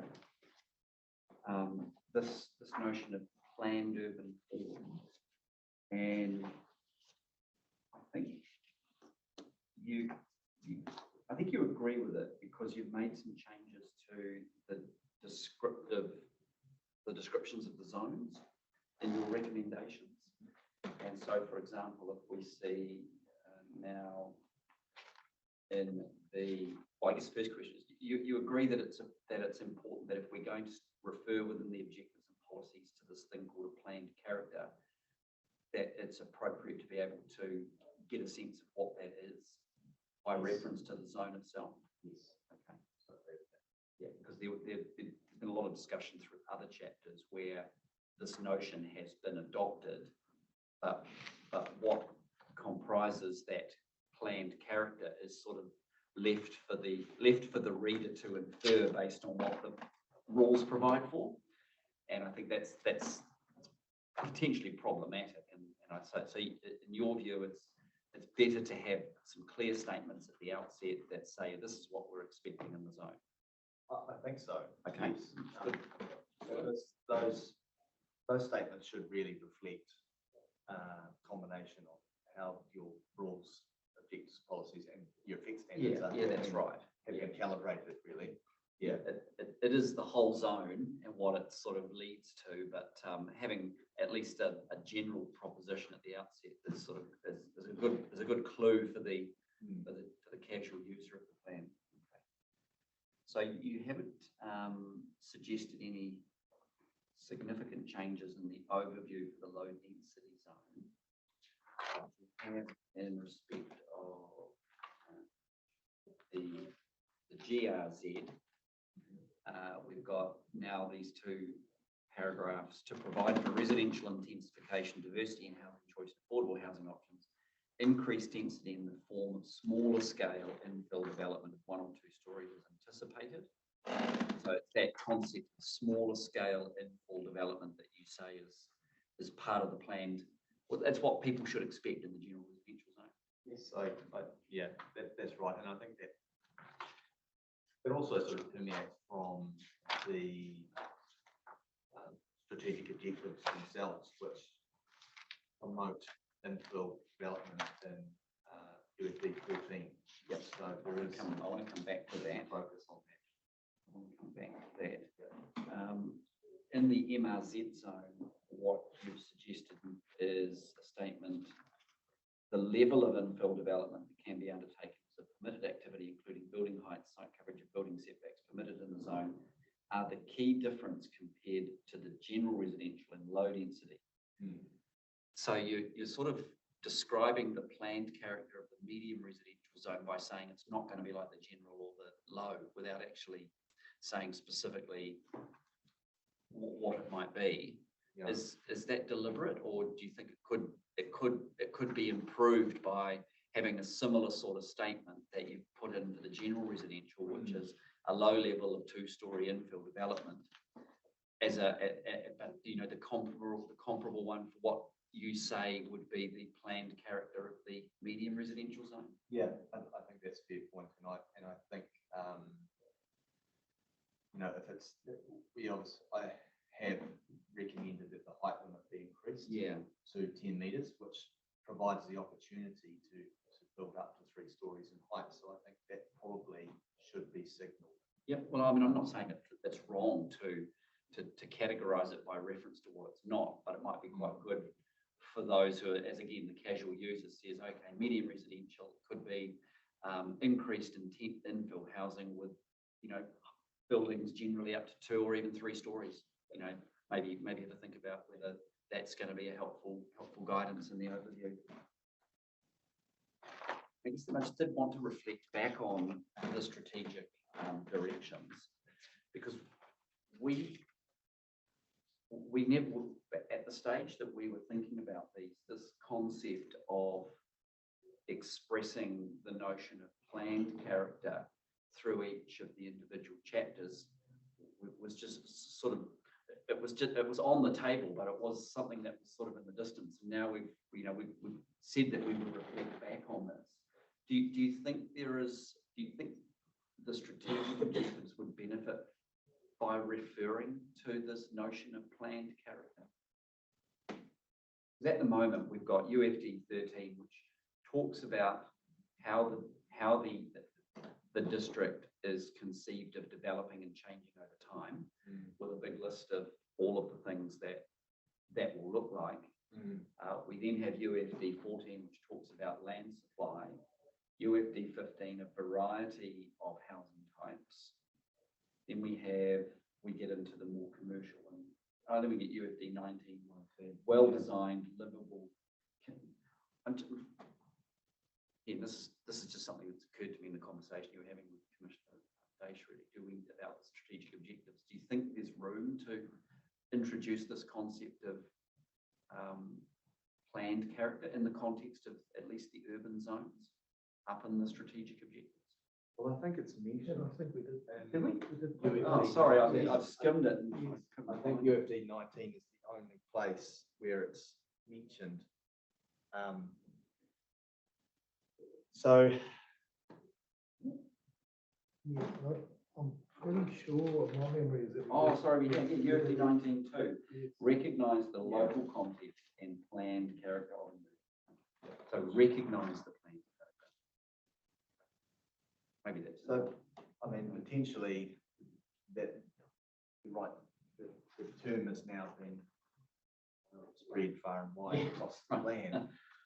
And it's particularly relevant, I think, to residential. Yeah, I think chapters very where much we are is. anticipating change. Yeah, potentially there is the option to more, to sort of more brightly signal that term That's something we at a different place within the strategic objectives. I guess UFD 13 is the sort of highest one, or that sets a pretty high level direction there. So maybe there's a reordering that could occur. Could you think about that? Yeah. A little more back, because I know we did Jim Grapples up. Yeah, we did think about this because Kaingaora were promoting the. Yeah, term. that's right. Campbell was Mr. probably Campbell, and whether it was actually asked, they certainly asked for a term to be used. Get any, because these strategic objectives are going to be pretty pivotal in the future planning for the district. And if there's perhaps some tweaks that you think might assist with that, because as you say, it's been adopted by all the planners pretty much as something that seems to be a useful thing, and that weeds its way through into the plan. If you just, I think Kit's question's really good, so if you just have a little circle back and think about that particularly. Yeah, I mean, you could even just add it right into the chapeau of UFD 13. Changes over time in a cohesive, compact, structured and planned way. You know, the other one I'd be interested in your reaction to, because we didn't enter into any correspondence on these. But one of them, the UFD 13.9 was our attempt to try and deal with this concept in a grammatically quite structured policy, but that was a concept that didn't sort of fit well with the original drafting. So, and I'll put my heart on my sleeve. So I'm still not happy with the drafting of it. It's almost a separate concept in and of itself. But I'd be interested in entering into if you've got any correspondence on that. I know it's an important concept because it came through from the MPS UFC. So this concept of signalling to people that the world may change in the urban areas, but that's not necessarily a bad thing. Okay, no, that's yeah, thanks. Yeah. Thank you very much, Cameron. Thanks for the presentation. I think these preparation notes you do for us become a bit of a Bible as we go back and start writing things up. Very well structured and really great discussion between us on these matters. Julie, before we adjourn, can I just check on a couple of things? Do we have Mr. Kipper joining us, and is there any Evelyn? I'm expecting him, and Michael said she would be sending through some evidence today. But bearing in mind he was due this afternoon. This afternoon. There's also, I think, Marco, her evidence was delivered a little late. I haven't been printed off into my folders. So if I could just have a copy of that. And just confirming Mr. Brophy, is he still available to talk to us or not? Tomorrow morning. Tomorrow, yeah. First up tomorrow morning. So he's still okay to? I believe so. Okay, no, that's what I just want to double check. That's great. We'll adjourn to 1 PM and look forward to. Well, I mean, but Lamp could potentially deliver after morning tea if they wanted to get out of the way. Is that- Well, I don't want to. Yeah, well, that's an option. You could present your evidence now that you're here at, say at 11:20. That suit? Yes. Well, Okay, but well, you're here. well, That's you're right. here for one, but you're here now. I thought that if you wanted to, otherwise we're going to go away and come back at 1 o'clock, and as will you. But if you want to get it done by midday and then get on with your day. then that's Yeah. Thanks for the suggestion. So 11:20 we'll be back.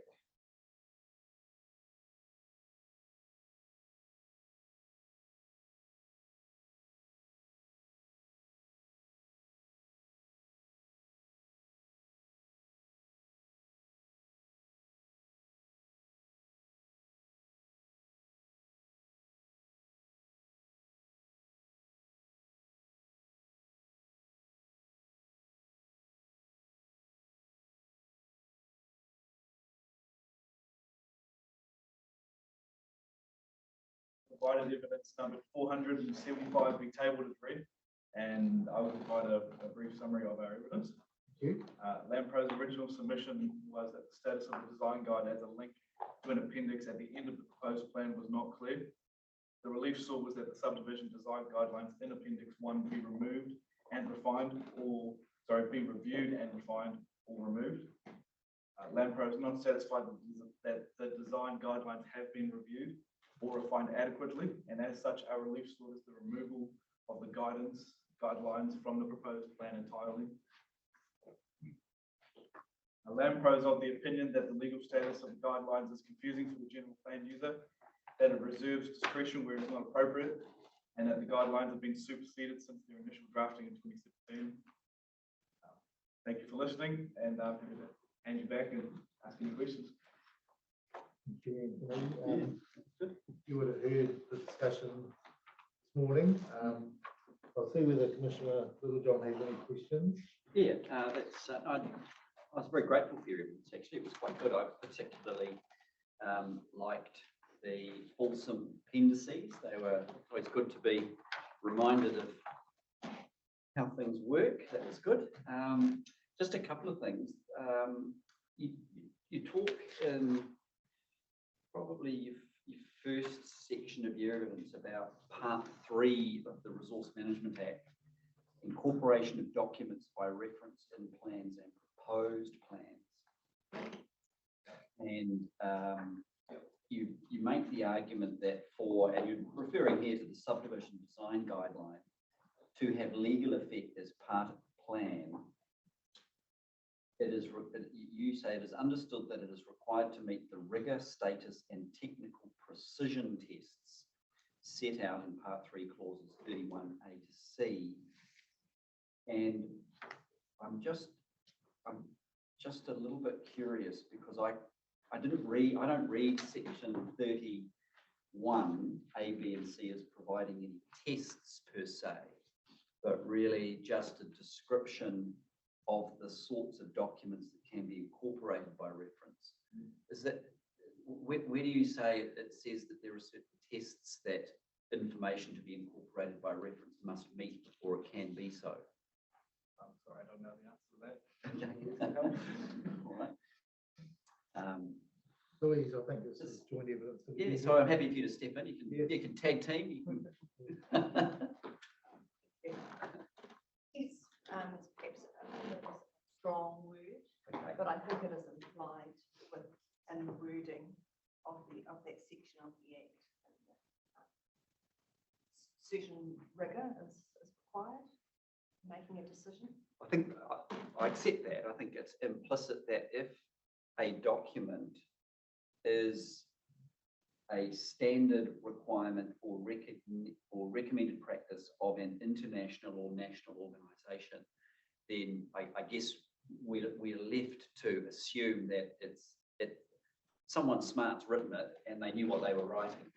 Is that as far as you take it? That it's, you've got to assume it's got a certain amount of robustness to it. Yes. Okay. Within the professional bodies. All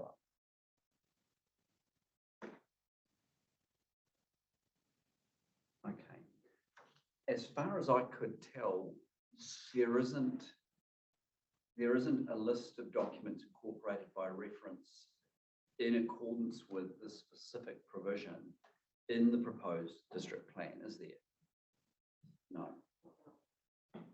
So, and using an example from my normal neck of the woods, the Auckland Unitary Plan has a very, very long list in one of its appendices of documents incorporated by reference, and it goes in alphabetical order all the way from various ASNZ standards all the way through to the acoustic standards to guidelines of this, that, and the next thing. So, some 100 documents that in some instances may only be referred to once, but they're there. There's nothing wrong in practice, though, with the way the council have approached the incorporation of Act 1, 2, and 3, though, or do you say there is? The particular guides that we're talking about. Yeah. Taking a step back. Yep. I like, as a practitioner, I find it helpful to have a document that is complete and whole. And so I struggle with the structure of the proposed district plan as it sits at the moment, where I do, in my opinion, it is easy to miss the appendices 1, 2, and 3 as a link in a document. I think it would be helpful to follow the example that you have given, to have 40 documents listed at the front of the plan, perhaps. Well, I think it is. If you look at the table of contents of the hard copy plan, there is a section there of, the appendices, because I think they're appendices, because there's a good 8 or 9. Well, there's the 3 design guides, and then there are a whole lot of other schedules which are also cross-referenced. So they're up there at the front. Are you saying that when you go into the chapters where these documents are referred to, the hyperlink doesn't take you straight there? It does, but Okay. I think with the E-plan, the way practitioners are using it and the general user, they're going to the E-plan. Yeah. Well, that's the whole point. Yeah. The address and they go, 1, 2, 3, Surrey Hill Road or whatever, and then they're seeing where they are, their zone, and then they click on their specific chapters and they have a look, but they may not read it, like a book page, from the front page to the back page. And that's one of, you did say in your evidence that you thought that I think the phrase you used, the hiding of the appendices might have been a reason why there weren't a lot of submissions on the content of them. Presumably you found them though. Yeah. Okay. So do you think there is an issue there that somehow the people have not thoroughly investigated this and given enough thought to these appendices? Yeah, I would say so. Okay.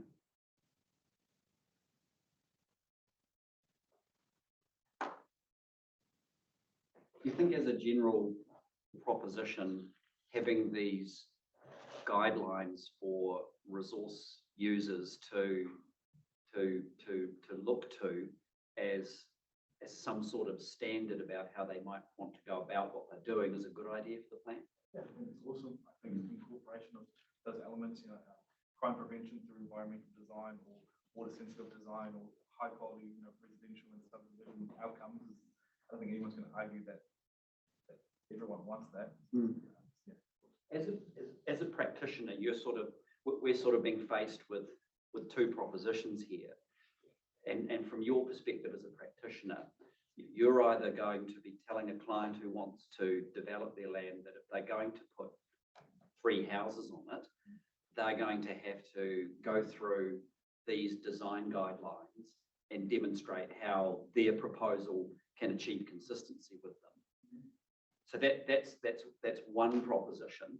So in that sense, you're there saying, this is what the plan anticipates. I recommend that you lay out your proposal or orientate your windows or your doors this way, because that's what the guideline says and that's what the plan anticipates. And your client then has to go, oh, well, I don't want to do that. And you say, well, but look, this is what the plan's suggesting. So that's my recommendation to you. So that's one option. The other option is that you're approached by your client, same sort of proposition, and they come to you and say, oh, I'm going to do it this way. And you say, oh, yeah, you can do that. But hey, look, the council are really promoting this thing called the design guidelines, which suggests that you might want to do this a different way. And the client says, I don't want to do it that way. And you say, well, okay, you don't have to, but let's put your application in then. Yep. And they get to do what they want to do, and the outcomes that the council might want, which you say just accepted, are probably quite good, effectively just get pushed to one side. There has to be a third way. Yeah. Where you have the latter option that you said, and then you put the application in, and then council goes, okay, well, it's good, but it's not good enough. Let's section 92 it and condition that further assessment needs to be done with those guidelines. Okay, When they're sitting outside of the plan. So you as a practitioner, do you think you'd have a sound basis to resist? Or do you think council's got a strong basis to ask for further information about the application? That is, please explain how your proposal achieves a document that's not even referred to in the district plan. You think council could do that as a section 92 request? I believe they could. Yeah. Yeah. They, council can, their discretion is not restricted to anything. I'm just trying. I'm not trying to. I'm trying to be provocative because these are real life issues, really. And I mean, council asks you to get all sorts of technical reports all the time, different, stormwater assessment reports or landscape and visual impact but assessment. presumably that's because you're doing stuff with the land that has an effect on the natural environment in relation to things like stormwater, in relation to potential land subsidence, in relation to this. If this is a theoretical or an aspirational document that sits outside the district plan that's got no legal weight whatsoever, do you think they can ask you to show how your development achieves it?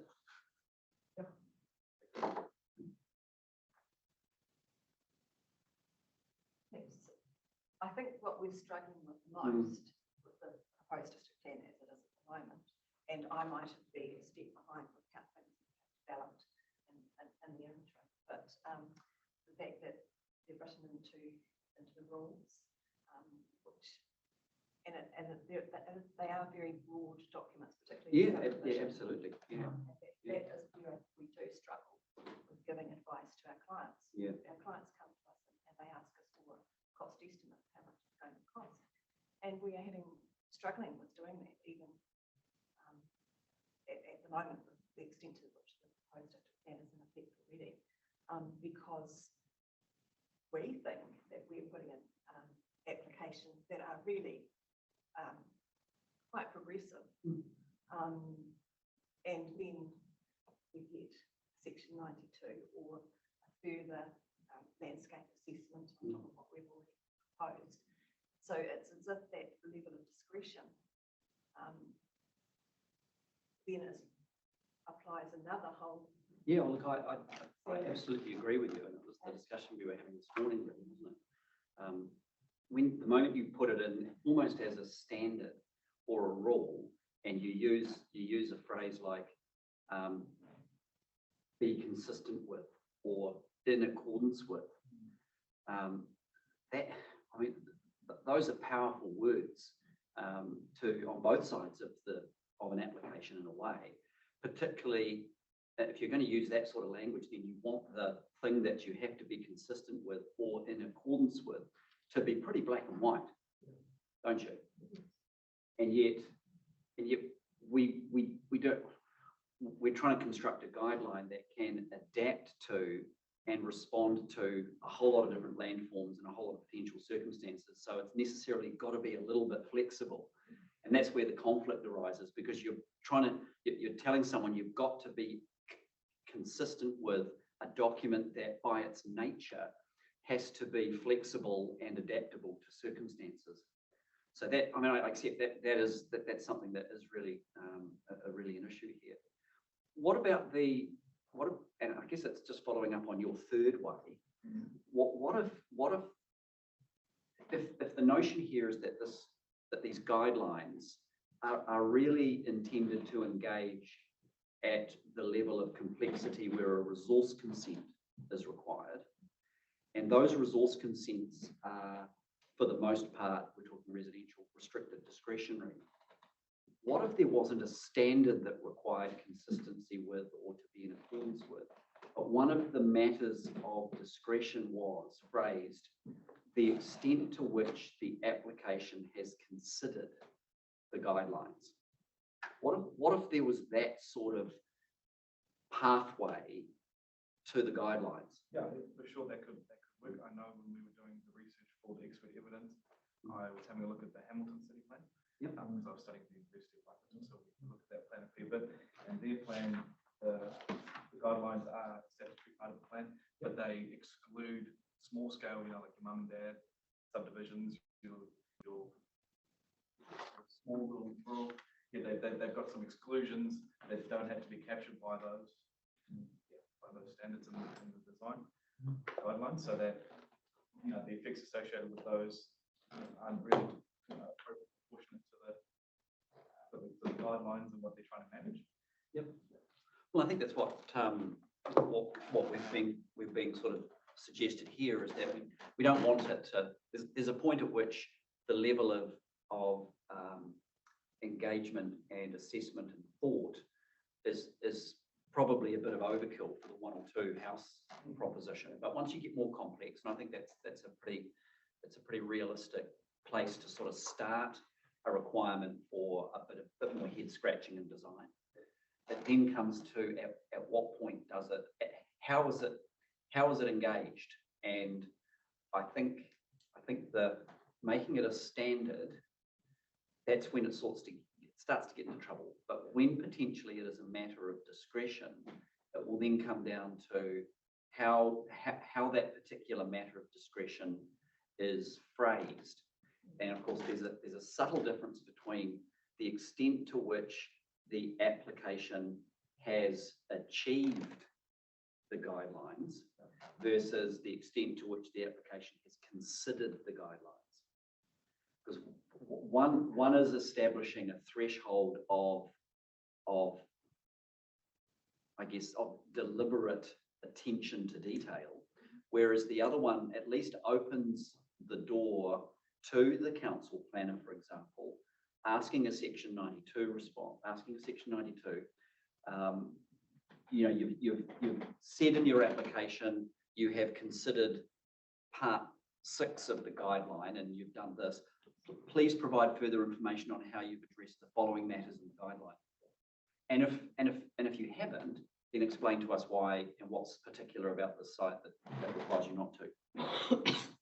So would that be a sort of language that would still allow the guidelines to sit within the plan and have some meaningful weight, but not be used as a stick or require an applicant to do, you know, 30 pages of assessment to demonstrate consistency? For sure, I mean, it's in the name, isn't it? It's supposed to be a guideline. Okay. Yeah. She's not kicking you under the table, right? The other document, I must say, I know we dealt with it in the subdivision chapter, but it's one that I must say has just come back into light as we get into the guidelines, and I'm looking back through the subdivision rules. This document, the Land Development and Subdivision Infrastructure Standard Local Amendments version 3. And I mean, we haven't, unlike the guidelines, which are a specific appendices to the district plan, I'll admit to not having gone on a journey through this document. Are you familiar with that document? I've only just recently come into contact with it. Okay. Louise. Are you familiar with it, or do you let the engineers deal with that? Land Development and Subdivision Infrastructure Standard. Is that the subdivision design guide or? No, it's a different document. It's the Local Amendments version 3. Yes, so. It's like engineering standards. Yeah. So I'm aware of it as the Bible really for subdivision. Once we've got subdivision consent, all those standards kick in. Okay. And those are around how your culverts are sized, where your crossing widths, your displays, your minimum header heights, for all of those sorts of really interesting things that engineers like. Yes, Yeah. but it's also got, over a page on a bit of progressive stormwater, Okay. alternative methods for stormwater control. I mean, it's referred to in here, but it's not appendices. It's not an appendix to the plan. Very interesting Yeah. that there's this the comparison between the two treatments, two different documents, and the proposed plan. I find surprising. Yeah, I mean, particularly in subdivision standard S4, all stormwater systems should be designed in accordance with section 4.3.5 design criteria and section 4.3.7 low impact design of the council's land development standards. And yet that's a document that sits outside the district plan. So I mean, it is peculiar, and I regret I didn't pick it up earlier when we were going through the subdivision chapter. And the has been designed by hydraulics. Yeah. Engineers, and it was quite detailed. My recollection of the subdivision, some time ago now, the subdivision chapter there was some discussion about the exact wording of that document, and there was something served up to us which had been taken out quite a lot of the uncertainty in the wording. And the 42A report, was that ring a bell? Yeah, I've got the version 2 reply provisions here, and It's still got, it's still referred to as consistency with yes, I think, subdivision design guide. but I understand that the document itself was put forward with some amendments to it, no? Yeah. Anyway, I'd be interested in council sort of feedback on that to some extent. So that's, yeah, cool. So for example, post subdivision consent for section 2.4, it is very much going through and ensuring that whatever is designed is designed. Does that guideline apply only to infrastructure that is going to be privately constructed but vested in the council, or does it apply to all infrastructure, even private drainage and all of that sort of stuff? Yeah.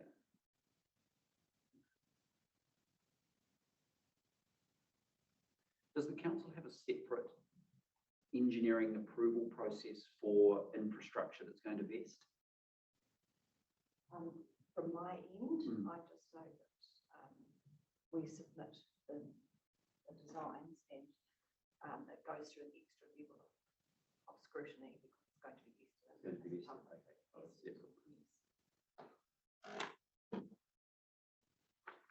Oh,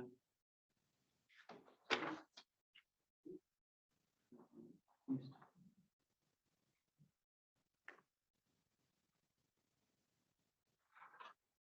I'm just checking to see whether there was.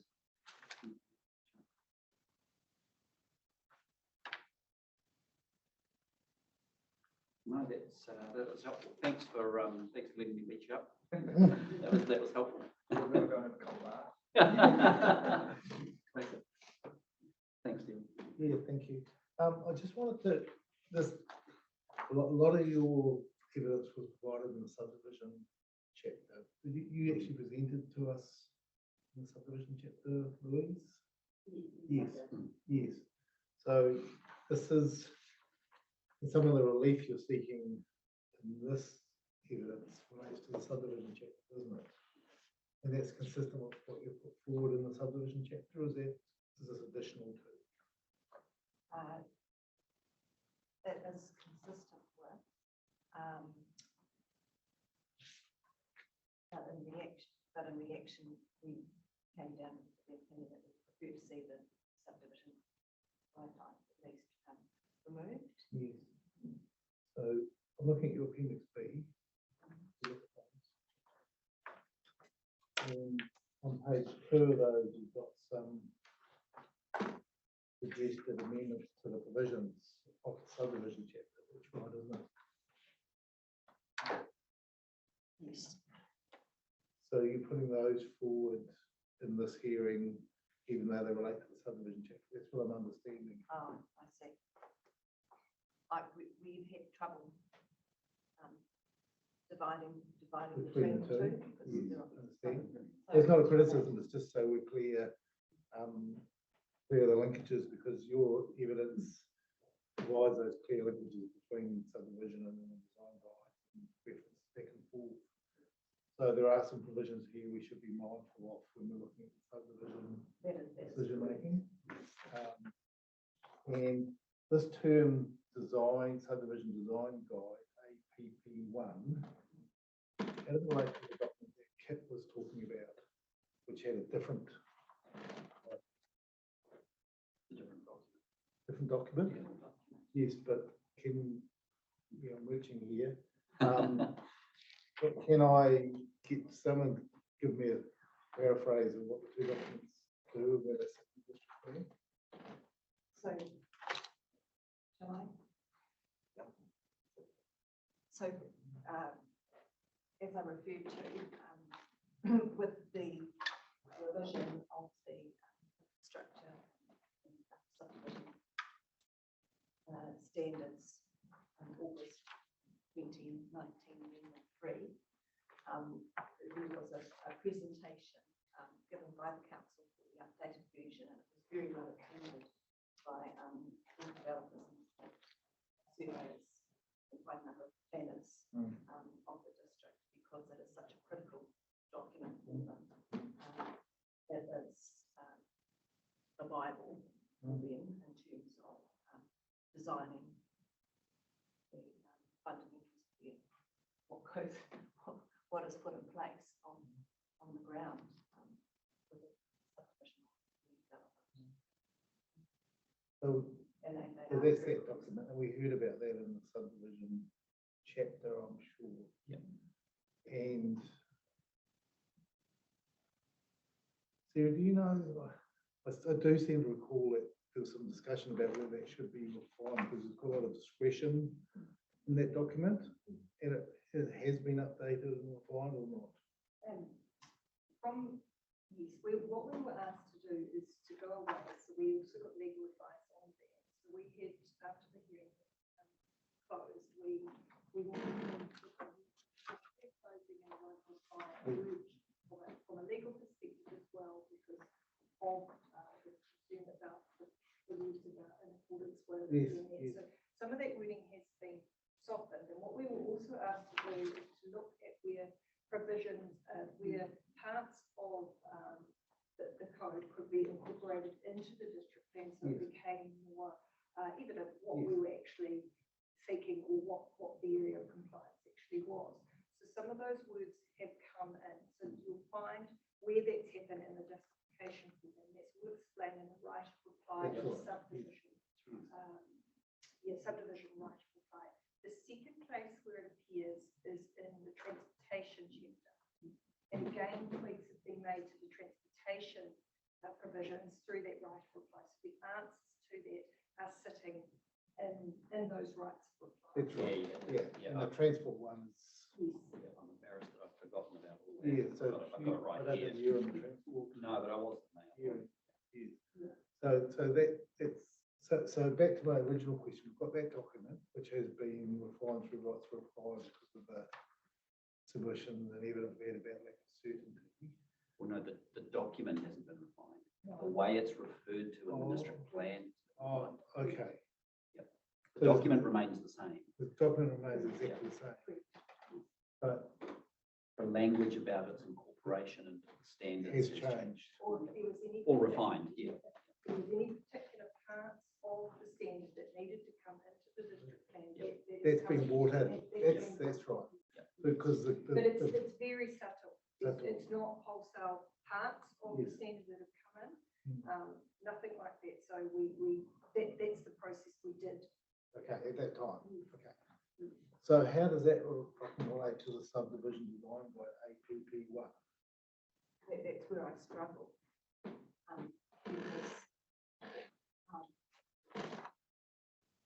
Because, where is the direction coming from for the developer?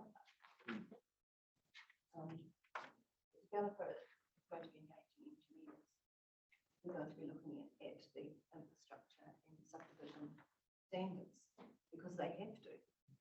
They're both going to inform a subdivision layout, aren't they? So the subdivision guideline is pretty much focused on how you lay out your subdivision to achieve core objectives about good land development.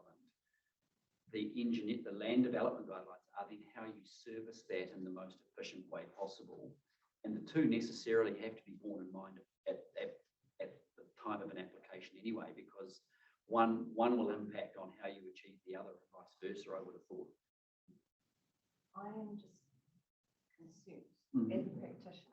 So when I'm advising a client and looking at subdivision guidelines, I can go off on my little, I can look at what the broad language that is in the current version of the subdivision guidelines, which is very broad about progressive alternatives for stormwater control.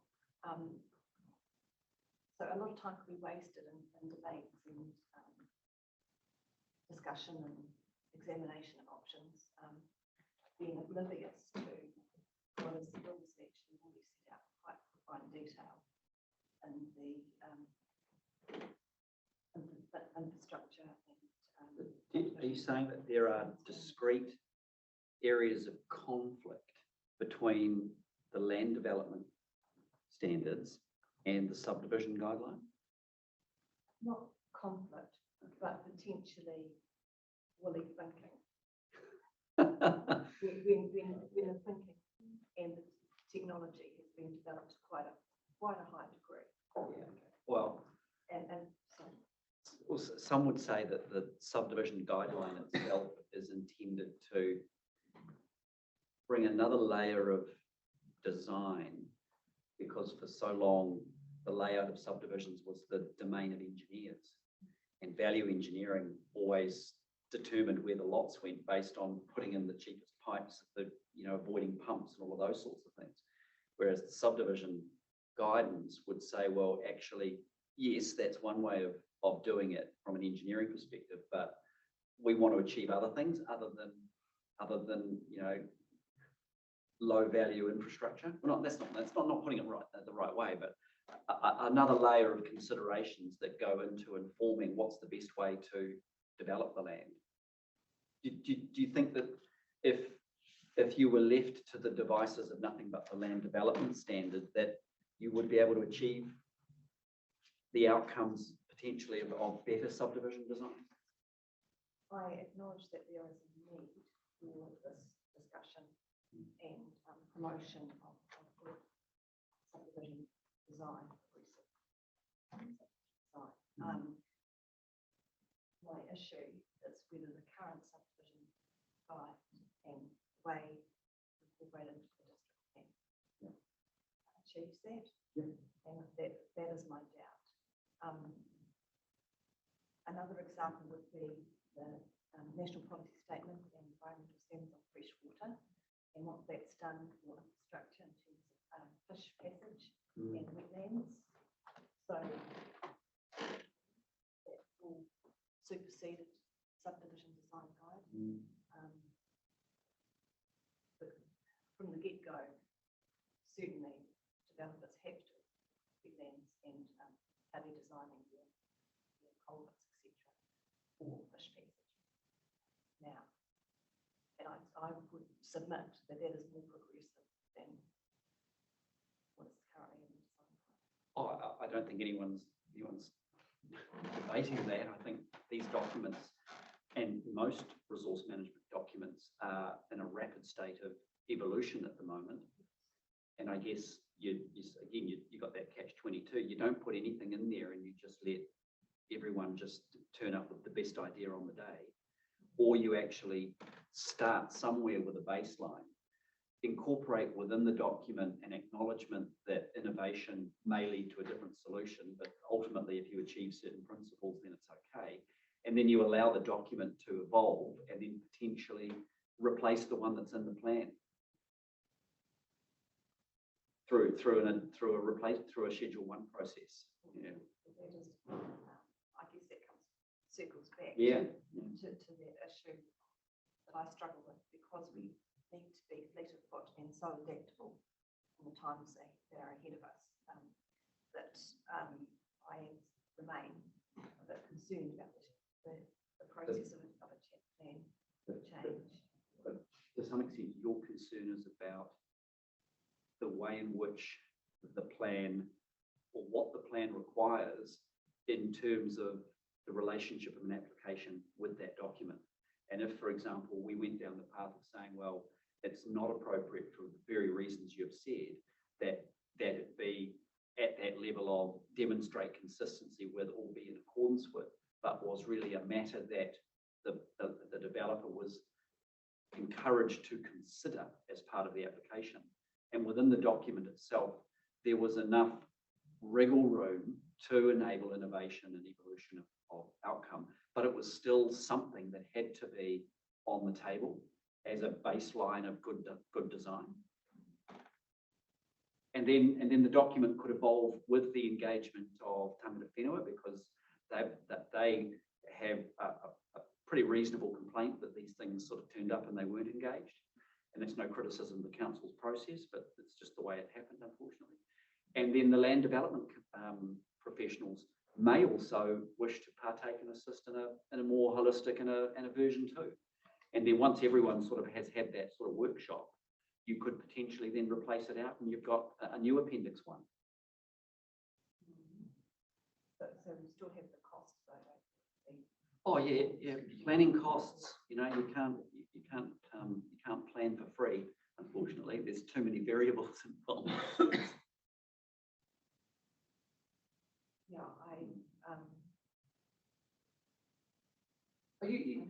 I mean, give me your opinion. I mean, I'm not trying to persuade you about what we're going to do or not do. We haven't made up our minds, but I'm just being provocative when you're thinking. That's all. currently, at the moment, developers, admittedly, I've only really been dealing with quite small subdivisions, mostly 2 lots. I have read the proposed district plan and interpreted it that I needed to apply the subdivision design guide to those, and so I have. In those instances, it's enough. From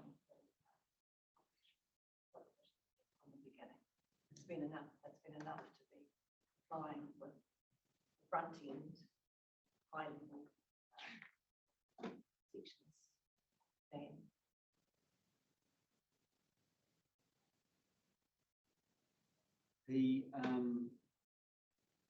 the proposed subdivision rules are not, they're not being considered yet, are they? So you're still working under the operative plan subdivision rules? Yeah. for the Except for those ones that have immediately in the plan. Yeah, those are the ones that relate to natural or heritage resources. So you had a look through the majority of, for example, put rural out of it. The stuff within the urban environment, which would be the subdivision rule that you'd be working under the most for your 2 lot sort of proposition? In terms of the in terms of the proposed plan rules though, which would be the one that would be engaged the most? Under subdivision. Yeah, General So which- residential, I'll just have a look. okay. It's not, one is boundary adjustment, two is creating public works and utilities, three, future urban, four, rural production, rural production, rural lifestyle.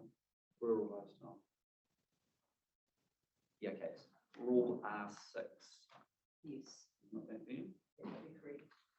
So the proposal is that it be restricted, discretionary, all of the effect standards are complied with. In matters of over which discretion is restricted, site design, shape, layout, efficient use of land and compatibility with the role, function, predominant character of the zone, consistency with the subdivision design guide. And in the residential zones, the residential design guide. Okay, and then there's a whole other list of things there. Have you taken the time to go through that list and see how having to put an application together that addressed those matters would change the way in which you're going to have to prepare applications for clients going forward, assuming that this is the rule that is maintained into the new plan? I'll do that now.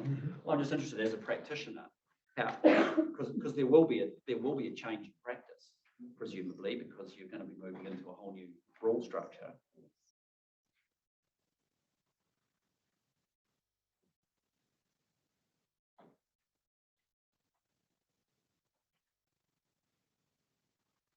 So, and that's the subdivision hearing. Yep. I submitted that, that for a controlled activity, the introduction of consistency with the subdivision design guide, was going to introduce a level of discretion that was not intended. What I picked up, what I was interpreting from the discussion this morning was that one of the concepts in the design guide is planned character. Yeah. And I was interested in what was the discussion was about that highlighting that and the higher level urban form strategy policies, and I felt reassured by that because I felt that was a bit of structuring for the plan and would that was then linked with the design guide. You know, it will be that front end. Yeah, okay. End. So at the get-go, at the beginning of a development, the discussion will be about the design. I know that's helpful. Yeah, thanks, Louis. Yes, I'll just carry on. I had a few, just summarising your position, Louise and Anthony. I'm looking at page paragraphs 43 and 44 of your evidence.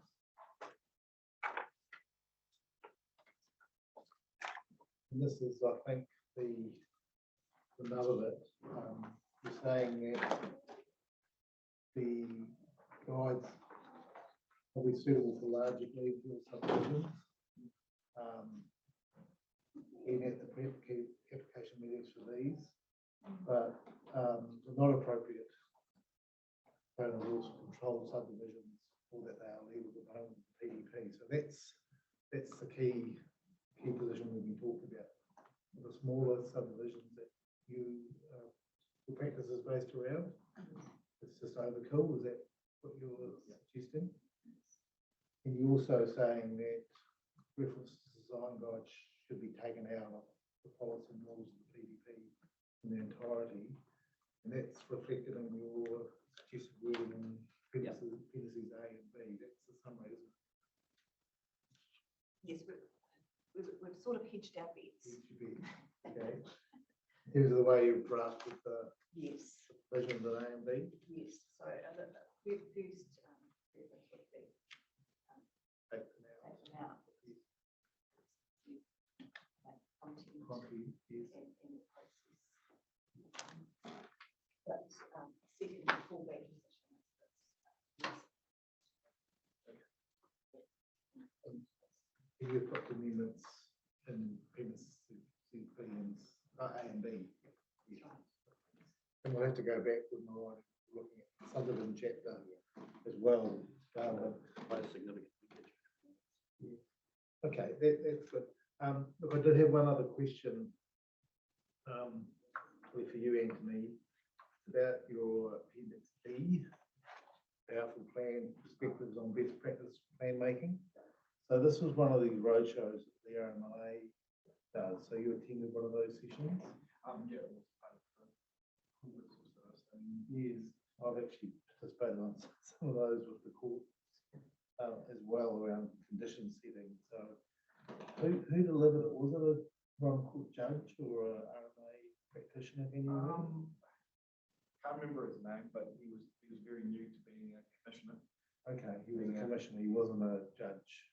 Wasn't a Royal Court judge. Oh, no, he's the same one that Kath is using for. I can't My remember. question is, when we did the conditions roadshow, Judge Newhook, we bet at the RMLA. So Did you want some more specific detail? no, around no, it? it's just it's a think piece about plan drafting, a guide to best practice. Yeah, it's all. So, it's all pretty so this is clear. opinion formed by someone.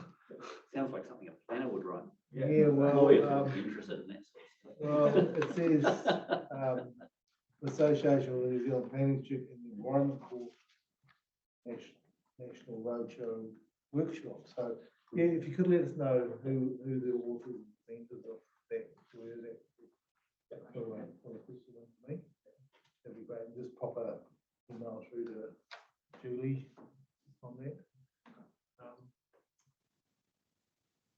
I'm mindful of the time because I've set another conference up for 12:15. All right, we should. But I'm just wondering, before we do finish up, Campbell, is there anything you'd like to add or discuss at this stage?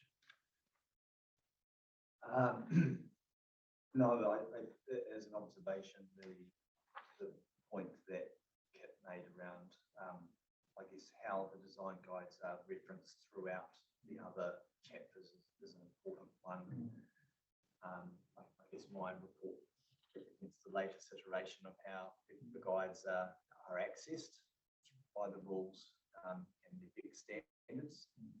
And yeah, I mean, I think what I'll be doing is probably feeding back some of the notes that I'm taking, some of the commentary to the likes of Ms. Lawrenson and Ms. O'Byrne, who's involved with subdivision. So obviously you'll talk to them, and I'll certainly tell Toko what Kit said about the sort of the leading phrases, what the extent to which, look, I think that's really good practice, because when it doesn't apply, you can just say, look, I've looked at it and we haven't applied them at all because of these reasons when you're writing an application. So I think certainly for me, if you definitely have to think about some of those ideas when you come back, and clearly you'll need, for the formal right of reply, you'll need to link back to the subdivision authors on the material. Thank you very much. It's been Yeah, no, that's good. been a really interesting discussion, and certainly food for thought. And thank you for your presentation. And good luck with your career, Anthony. I'm sure we will do very well. Thank you. We'll adjourn to 1 o'clock.